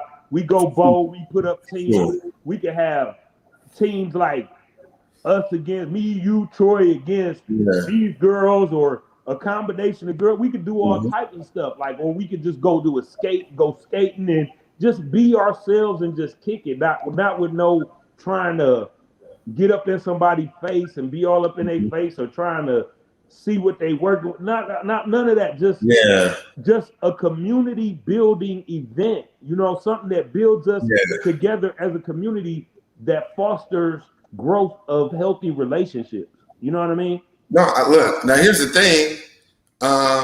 Really, and that's what you just talked about is the unrealized potential of these Facebook groups, right?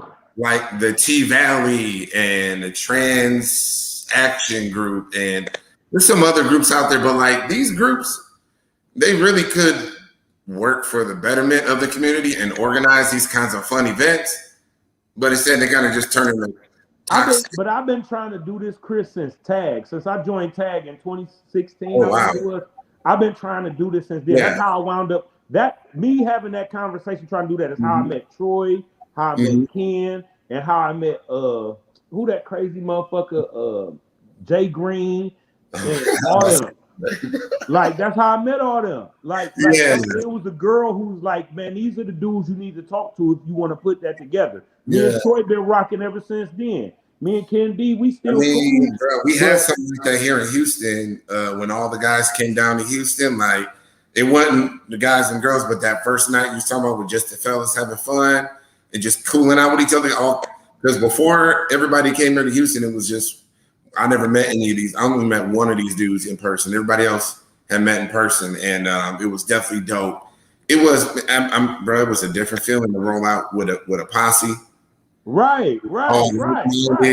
And y'all we need to put that together. We need to put together a men's night where we go to the strip club and go be niggas. And then we need to put together an event. And we need to put together an event where it's all of us, the girls and everybody, and we just vibing. Like, we can have the Lioness and Miko and all of them, like, just all the girls who are willing to come down to that event, you know what I mean? And just, you know, have a skate night or a bowling party or something where we all just get to meet each other and vibe, you know what I mean? But we need to have a men's kind of thing where we can just vibe together, so that way we don't have like certain, when we have the event with the women, where we have certain people who ain't on board with just being cool. Because, you know, it's a lot of dudes who's at different levels of attraction and different levels of, so we have to get that brotherhood together first and feel each other out, and then go do that and be like, look, when we go down here, this is how we operate. But we just making sure the girls is comfortable, we making sure we cool, we making sure we having this experience. You feel me? Yeah. So, you know, we need to do that, man, especially with as many people as we lost from 2020 to now, man. We need to make some memories, bro. Barbie, you cannot be more wrong about that. I wish that were the case. Barbie says it's too many chiefs, not enough Indians. The problem is no one's able to organize, delegate, and execute. Really, and Robert, you know this because you've been in a group or two dedicated. I've been a bunch of them. Yeah, I've been in a few. I've been in all the groups, man, since 2016. But you know, 2016. You know, those groups get big. You end up with, you know, a couple hundred bros up in there, 200-300. Right, but the girls had all them dudes. And then you got like they talking to, trying to get them to learn off us. So they no. I'm talking about the men's only groups. The men's only groups. Yeah. They get like a couple hundred dudes up in there, but then out of that couple hundred, it's literally only like, after a while, it's only like maybe 20 people that's commenting, liking. Right. Because they all trying to go dark. A lot of them dudes are trying to get to know us, to know what girls we know. You feel me? Yeah, that too. They be trying to look at your page or trying to get you to vouch for them for girls. Like, I done had niggas come and be cool with me to try to get me to vouch for them. Man, I wish it was more dudes that was active, that was willing to do shit. And that's why, like, you starting to see more guys pop up on YouTube. It's a couple dudes from my men's only group that they started up their own YouTube channels. Another brother just started up his own podcast. I'm like, yo, we need more voices. We need more dudes that's gonna do shit.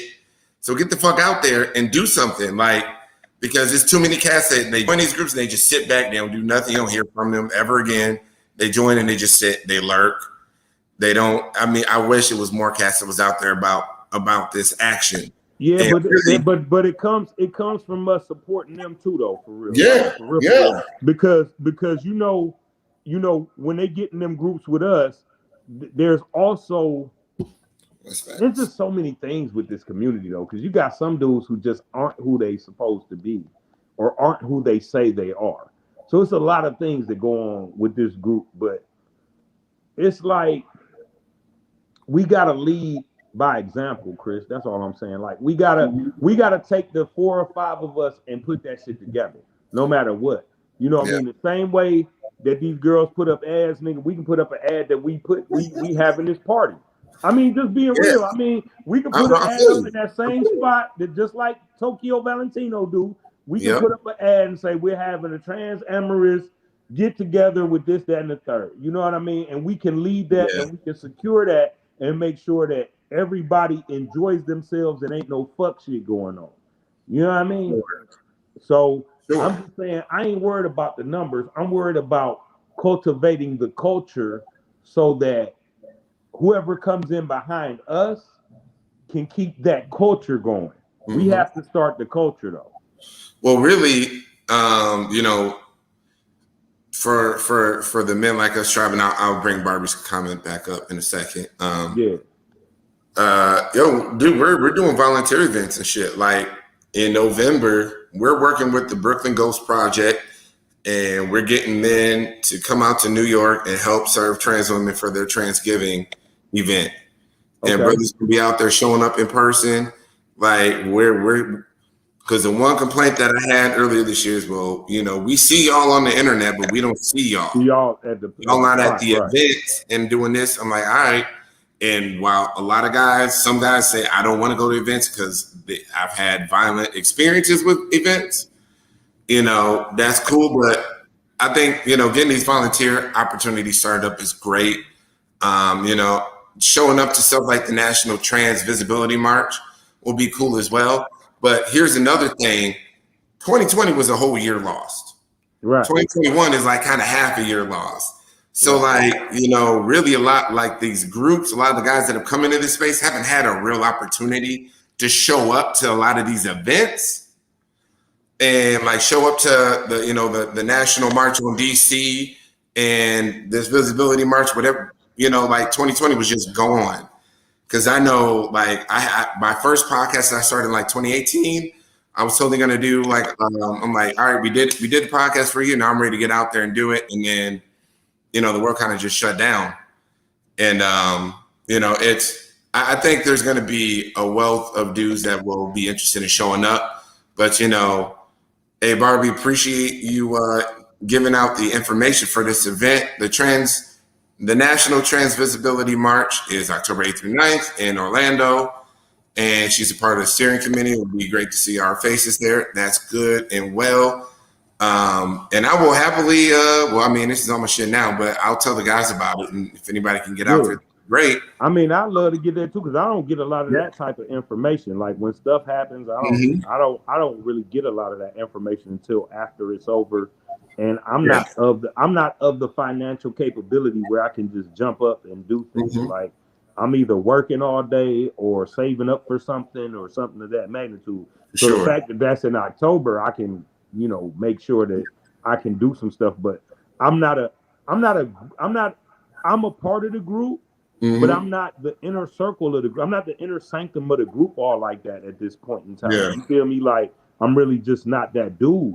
So it's like, you know, I rock and support everybody, but like my main focus, Barbie, is fostering and has been since 2016 is trying to develop a space that fosters healthier relationships between men and trans women, especially trans amorous men and women, because I've watched the selection and the options for meeting trans women change. You know, when I was coming up, man, the only way you could meet a trans woman was on the block or through an ad. That was it.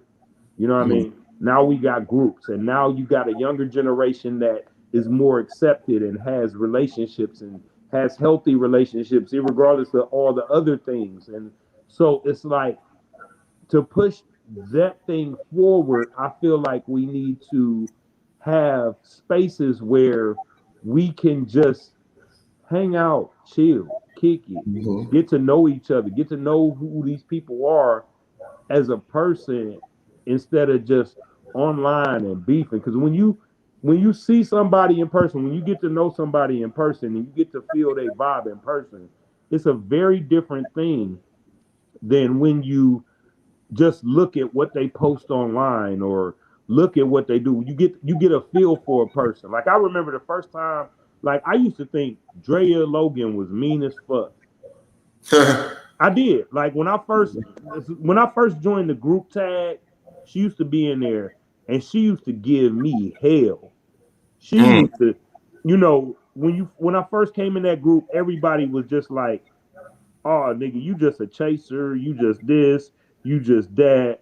And so they hit me with this sideways action. And people that, I have a way with words. Like, the way I talk and the way I write will sometimes be different. Like, you talking to me now, I'm comfortable. But Mhm. I have a very wide vocabulary and I'm very good at expressing myself. So she used to come at me. She used to come for my neck on everything. I saw her live one time and she was talking about her life and some experience she had. And I had a whole new respect for her. I didn't even know she was the same sign as me. Like, over time, that's my dog. Like, I fucks with her. Like, I support her. I support her as far as her mental and her vision and what she's done with her life and the people she's touched and helped grow. You know what I mean? She's very supportive, regardless of her position with her business. She's very supportive of healthy relationships between trans amorous men and her and women like herself. So for her to be in the position she's in and to be uh so adamant about having a healthy relationship, and then I look at her daughters and they have these relationships with these guys that uh isn't just about image. You know what I mean? Like, that speaks volumes to the leadership capabilities that she had. And if I was just to judge her off of what started out to be, I wouldn't have that feeling about her as a person. You understand what I'm saying? So I feel like it's very important for us to foster friendships in this community, Mhm. as well um as just, you know, talking online and everything else. It's very important that we, have a space where us as trans men and the women we're attracted to can come together, aside from just trying to get at each other, like supporting each other, because we're still a small community. Yes, it needs to be non. Yeah. We It- need to bring this small community together so we can at least feel big one day out the year. You feel me? Now, here's the thing, though. Here's the thing, though, fam. You know, I would say there is a vocal group who okay, I'm sorry. There's a vocal group who benefits from men and trans women continuing to have an adversarial relationship. I get that, but this ain't for them.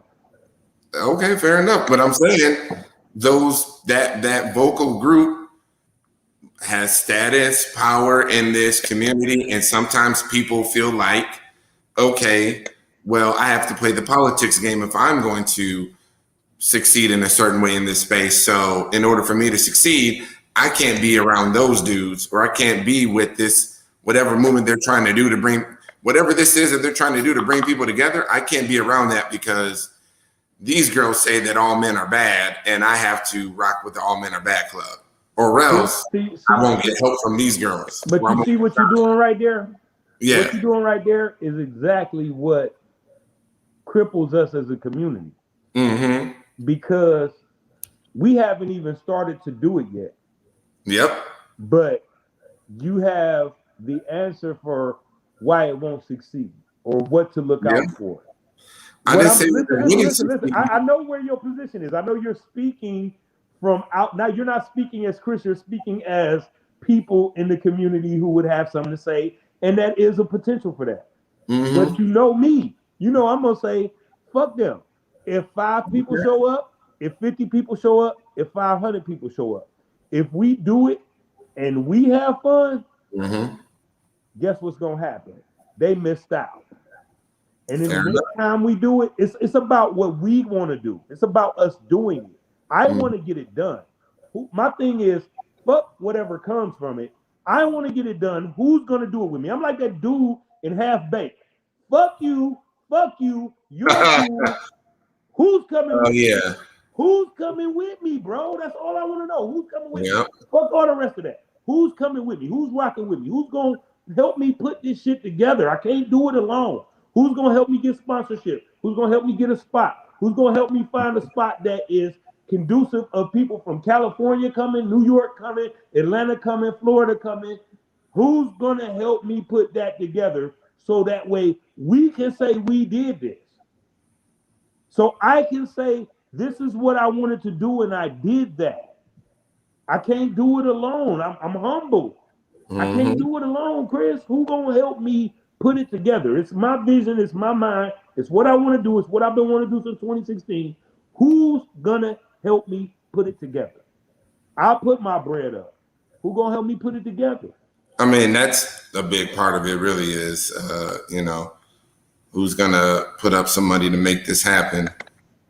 Because, I'll put up some money. Who's going to help? More help. I need more help than just money, bro. Yeah. I can fuck around and save up the money. It don't, but I can save it up. Nigga, it ain't gonna cost no more than some thousands. I ain't bringing no headliners. To do this, it really don't take shit, but to designate a city and a weekend and go from there. So if we said, yo, everybody, we gonna be in New Orleans or DC or wherever the fuck. We're gonna be in City A from February. Well, see, the thing is, I want to book out a spot. So if we do a skating rink, I want to buy out the that's fine. If we do a bowling alley, I want to buy out the bowling alley. You feel me? Well, I don't know if we're gonna have enough people to buy out the whole place, but what you can do is have your event at the place, and then so let's say we go to Atlanta and we take up Cascade. Right. Oh, so that'd be dope. That would be dope. Hey, cheers to you. I like your thinking cap, bro. Yeah. We're going to say Atlanta this weekend, whatever. All right, we want to go to Cascade. We want to, hit up a bowling alley, or, everybody be going to main event for the night, whatever. Something, whatever. We're going to do it. But, all it really takes is just to get with them, say, yo, we want to organize an event this night. You do it 6 months out in advance. Ain't nobody going to have no shit booked that far out in advance. So, you're going to have the night and, but they're a business. So either we pay for the whole night or we allow us to take over the branding for the whole night and people still just show up. But it's made clear that this event is for this. And maybe we get a large portion of the space dedicated to just us and our party. But I wouldn't say kick everybody out because that makes it really hard to make money that night.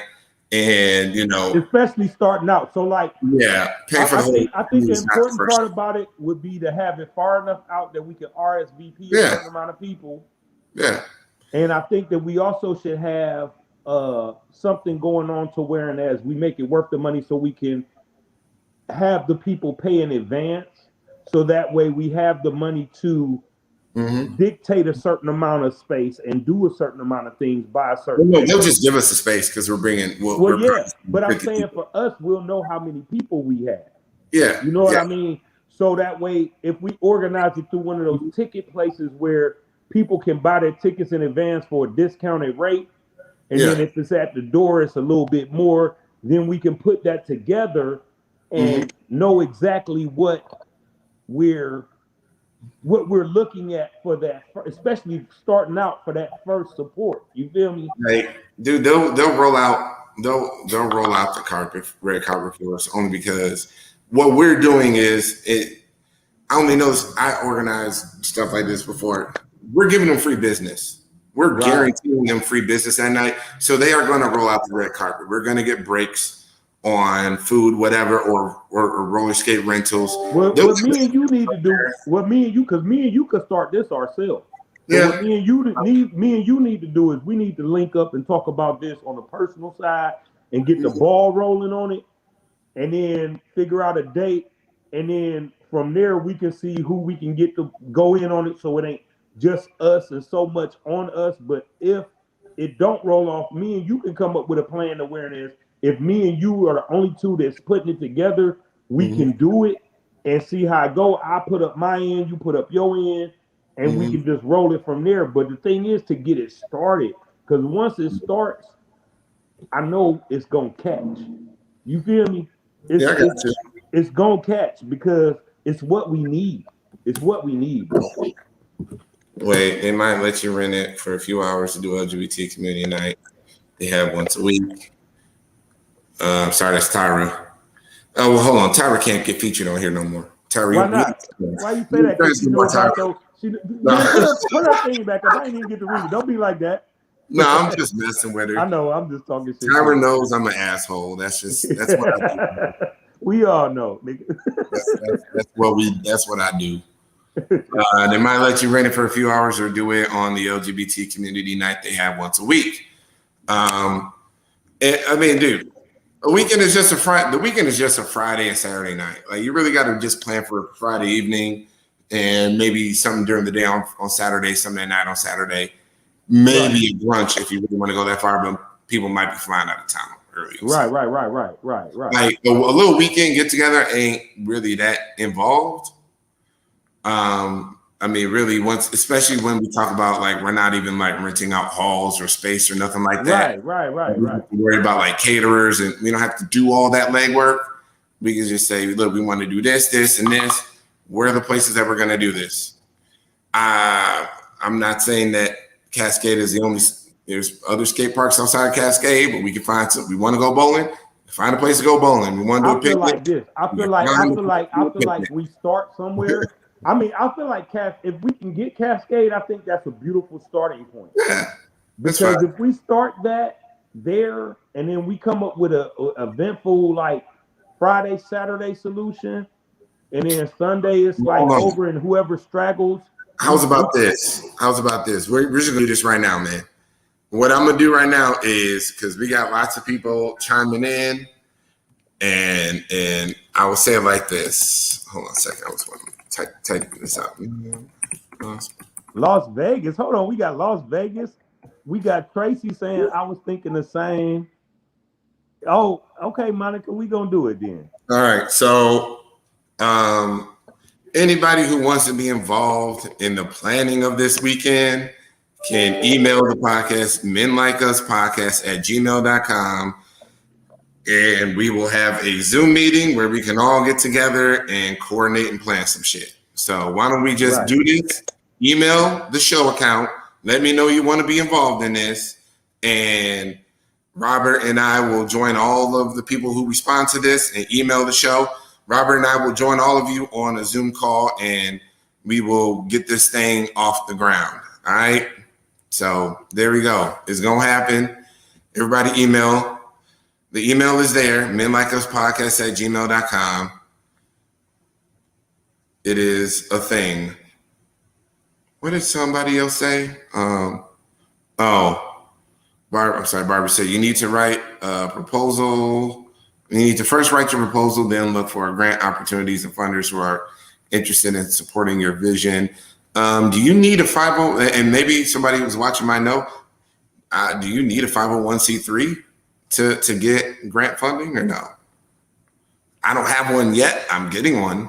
There will be a Men Like Us 501c3, so we can have some more of these in-person events, because that's definitely on the roadmap for my nonprofit. But I don't know, do you need that like all finalized and done and set up to get grants or no? Okay, no, you don't, but it helps. Okay, well, thank you, Barbie. Much appreciated. Somebody else suggested we check. Oh, well, I can't hear you, bro. We can't hear you.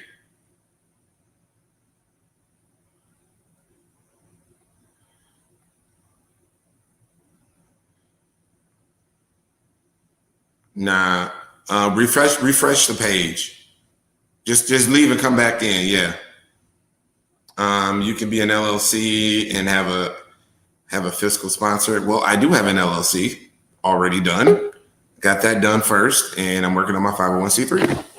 But that's for the state of Texas. I don't know. Does that carry? I don't know. I don't know. That's my lawyer. I am getting legal help for this. Am I back in the zone?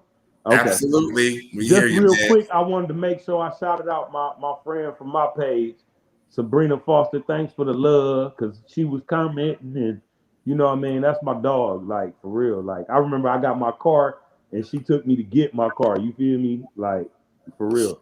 So yo, shout out to Maddie, Monica, Barbie, Malachi. I think I saw Brianna on here. Shout out to Brianna. Aeon, Box 512 podcast. Sabrina, Relly, Gordon. Hey, Relly. Who else we got on here? Algernon, G Mike from YouTube, Sean Trio, Tracy. Shout him out. Tracy, what's it? Rashadi? I don't know. I don't know how to pronounce her last name. Shout out to Doug. Roy, what's up, Roy? I see Roy out there. What's up, Octavia? Miss Myasia. Yes. YouTube. Yes. Octavia Love. What up? Mm-hmm. Yeah, look. Oh, Misha. That's my homegirl right there. Misha. L. Morgan Lee. Roy. The homie Roy. We just did a stream on Friday. There was a viewer question that was sent in, just questioning like, yo, pretty much what our feedback we've gotten from some women and some people is like, yo, y'all niggas is too loud. You taking up too much space. Like y'all niggas is doing too much. Right. And we're like, so there is such a thing as being too trans amorous now. Like, so Roy being out here wearing his shirts and doing what he's doing on TikTok and all this, like, ain't nobody saying Conscious Lee is doing too much. They blowing his ass up. Ain't nobody saying he doing too much. But you know, and one saying that shit about Lex Newman when he was putting this shit out. Oh, y'all niggas, y'all taking. I mean, if you sit around and listen to what people say, man, all we can do is what we do. You know, I got people that love me. I got people that love me, and I got people that hate me. I'm gonna be me regardless. You know what I mean? And I'm gonna support everybody for what they do. Roy Plump is Roy Plump. You feel me? Like, that's who he is. He is who he is. You feel me? I am who I am. You are who you are. We different men with different walks of life. Troy is who Troy is. Troy is an educated gangster. You can't change that. Me, I'm a ignorant, smart motherfucker. Like, you can't change that. You feel me? Like, you don't have to accept this or make room or do whatever you got to do. But that's for you to deal with. That's for these girls to deal with. That's for whoever to deal with. What I'm saying is we enjoying our life. We having brotherhood. We doing what we do. And there's people that fuck with us. So the people that fuck with us, I fuck with you. The people who got a problem with it, I'm not arguing with you no more, man. It's 2021, man. I'm enjoying my life. I ain't even tripping on you. You could just watch as the flames get hotter. Like, that's it. That's all. Like, all I'm going to do is live and try to accomplish what I'm trying to accomplish. Just like you living or they're living and trying to accomplish what they accomplish. So if they mad at my accomplishments, that ain't my fault. If they mad at my trials and failed attempts, that ain't my fault. That ain't my problem. That's their problem. I'm gonna let them deal with their problem. I ain't dealing with nobody else's problem. I got enough of my own. I ain't dealing with nobody else's problem. Whatever problem you got with me, that's the problem you got, and you gonna sit over there with it. Cause Rob Eskridge, you can ask my sister-in-law Janet White, my brother Jeffrey White, my sister Julia White James, my sister Christine Morris. You could ask my cousin Douglas Norris, my uncle Doug. Robert gonna do what the fuck he want to do whenever it hits him to do it. Like, there's nothing you can do. I'm unstoppable, baby. I'm miraculous. I'm miraculous. Yeah. People can't stand it, and I get it, but I'm still here, baby, with everything. You're right. I carry it on my shoulders with a smile and very few gray hairs at 46 years old, baby. It's all good. I'm younger than that, and I got quite a few more. Stop but stressing. it's cool. Stop But you stressing. know Cheers what? to What you're saying really is, oh Lord. Anywho, what you're what you're saying about, like, doing you and just not dealing with other people's problems is really what I'm really starting to get to the heart of right now with a lot of my talks with guys. It's just like, yo, dude, whatever is going on with that chick that's making her, that is not your cross to bear. Right. And don't put this person's problems, don't put that shit on, like, don't put the whole community on your back, because you're gonna buckle under all that pressure. Right. And you gotta just be able to live for you and worry about you. And you can be empathetic and be supportive and all that stuff, but at the end of the day, you're not responsible for that shit. So, like, some people, they just kind of receive things differently, and it's just like, yo, man, you gotta look out for you. So, if somebody wants to 22 what? We'll talk about, we'll plan out this retreat eventually, Barbie. Get on, email the podcast, and I'll make sure to get you. Email the podcast, yeah, because we gonna get back on them.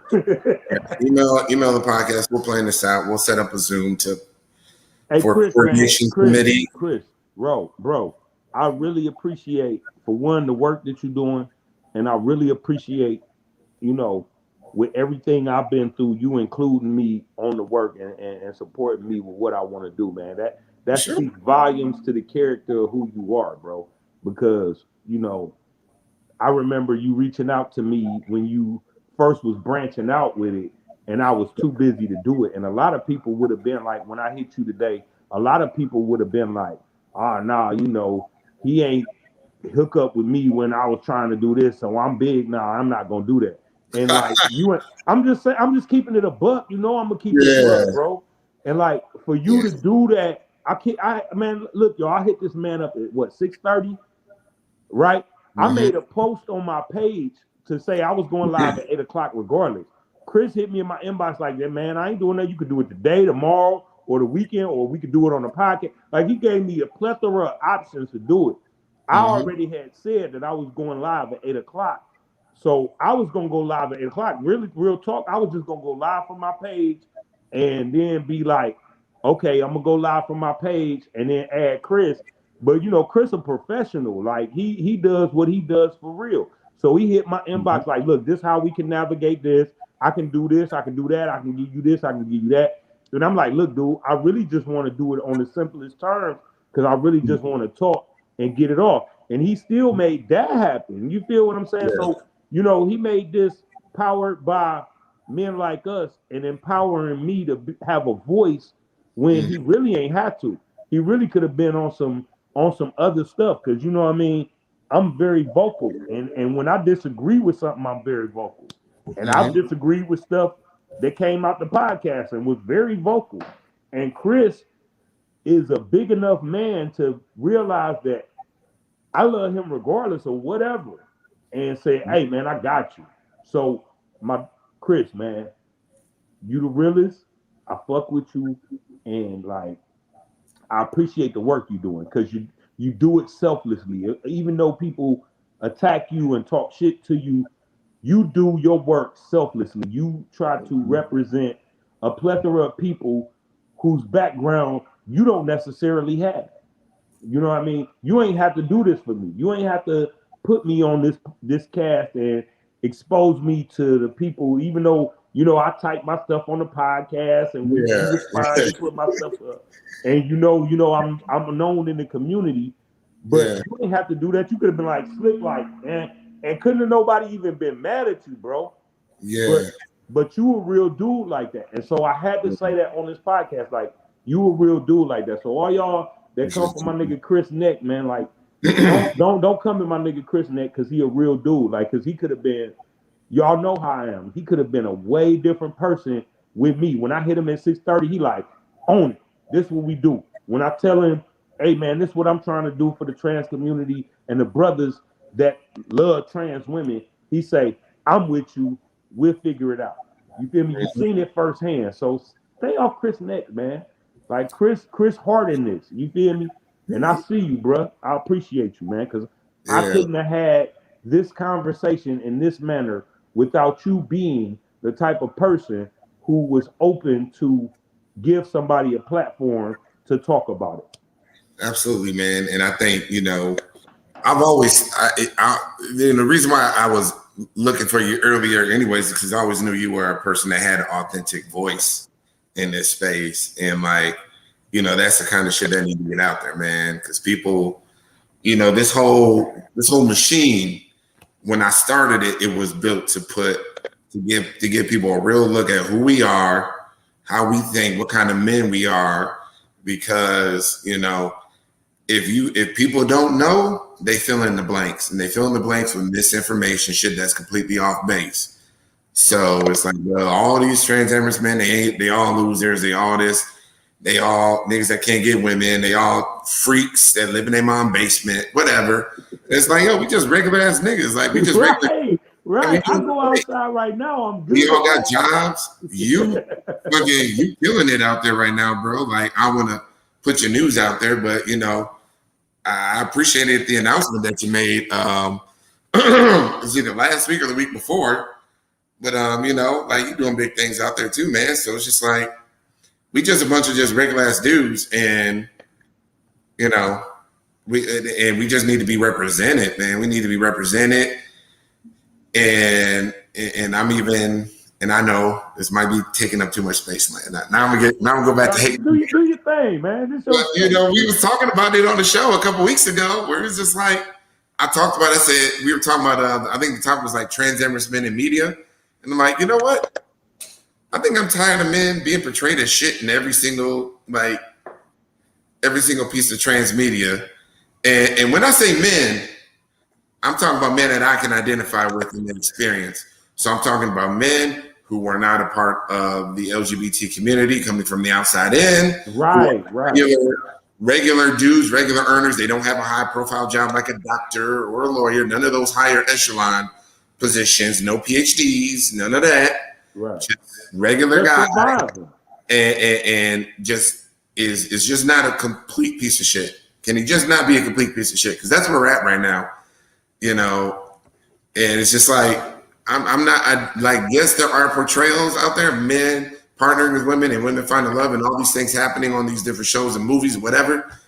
But no, I can't identify with any of them, and the guys in my group can't identify with any of that shit. We ain't got, as far as I know, we don't have any doctors in my group. You're right. As far as I know, maybe I should ask. Man, I had to scrape the gravel for every piece of everything I got, bro. And like for real, I gotta shout out my daughter, Tyler Eskridge, man. Like my daughter, she's 23, right? A year ago, we had a conversation because I'm very open, like about what I'm attracted to. Like my real hope for myself is to find me a trans wife. You know what I mean? Like I built my life to wherein as if I get with a trans woman that gives me what I need as far as emotionally and everything else, spiritually, and who feeds into me, then her life is gonna be set up. Like ain't gonna be it ain't about what she looked like. You understand what I'm saying? Like I've that's the reason I've carved out my life the way it is. Like, yeah, you're gonna be kind of clocked if you with me. If you beautiful and passable and you with me, you gonna get clocked because the people at my last job, they all knew. You feel me? So I can answer my call when the motherfucker called me and I'm at work, and I can talk to you like a person. The people at the store, they know. The store behind my house, girls that come visit me, that go over there. Ain't no problems.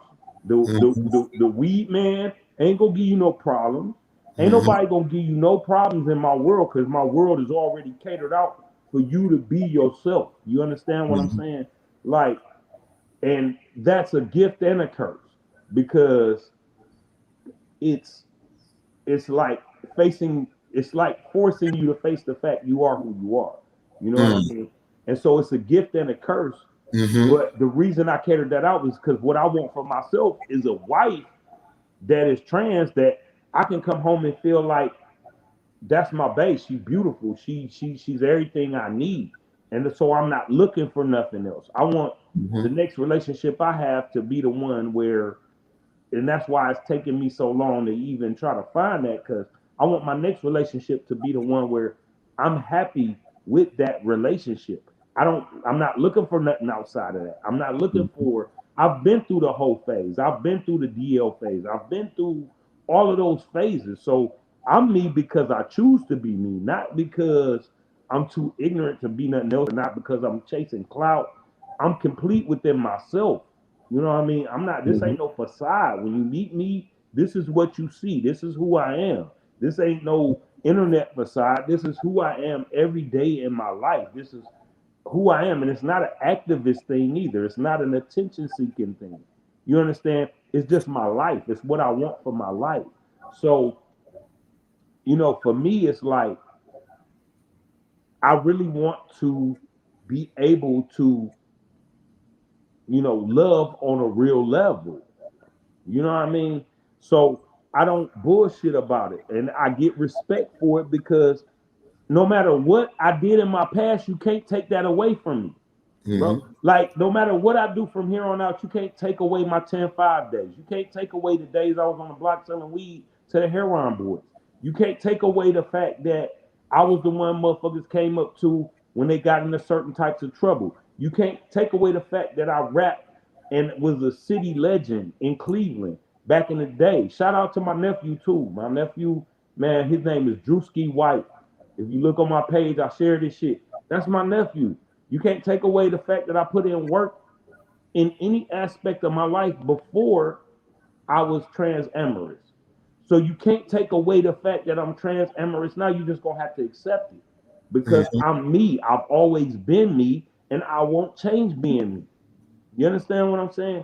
So people don't get that. Like a lot of the girls, especially, they don't get that. They don't get how deep it goes. They just get the surface of where I'm at now. But it was a lot of work. It was a lot of homelessness. It was a lot of homeless shelter. Lot of not having a job. Lot of selling weed, selling crack. Whole lot of shit before I got to this level. So you can't make me feel like I need to go back. I'm stronger than any nigga that you could ever talk to because I can relate to that dope boy that you glamorize, and I can relate to that motherfucker that is in the corporate world who never had to struggle a day in his life because I understand that we all have struggles. So I don't put my struggle before your struggle, Chris. You might not have never lived a day in my shoes, but I can understand that your problems is just as important as mine. And that's what makes me relatable across the board. And that's what makes DaBaby Situation so disappointing because I thought he was the same type of nigga. Mm. Nah, man. You didn't have it in him, man. You didn't have it in him. Stand up and have some damn courage. But yeah, hey, ladies, you heard it here. Robert is looking for a wife. You can apply on Facebook. Robert Eskridge. Life is already set up for you, baby. Just come move in, baby. Send him a friend request. It's Get gonna that take it's gonna rolling. take a little work though. My heart ain't is hurt, so it's gonna take a little work. But you show me some love. I need some love and some head rubs. You know I keep it ball, so I need a little head rub. But you get me together, I'm gonna get you together, baby.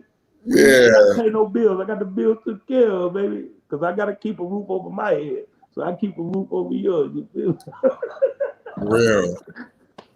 For real. And you know what, bro? That like real talk for me, like that's why I never really stressed about how much a girl did or didn't make. Cause I'm like, yo, look, the bills is paid as fuck.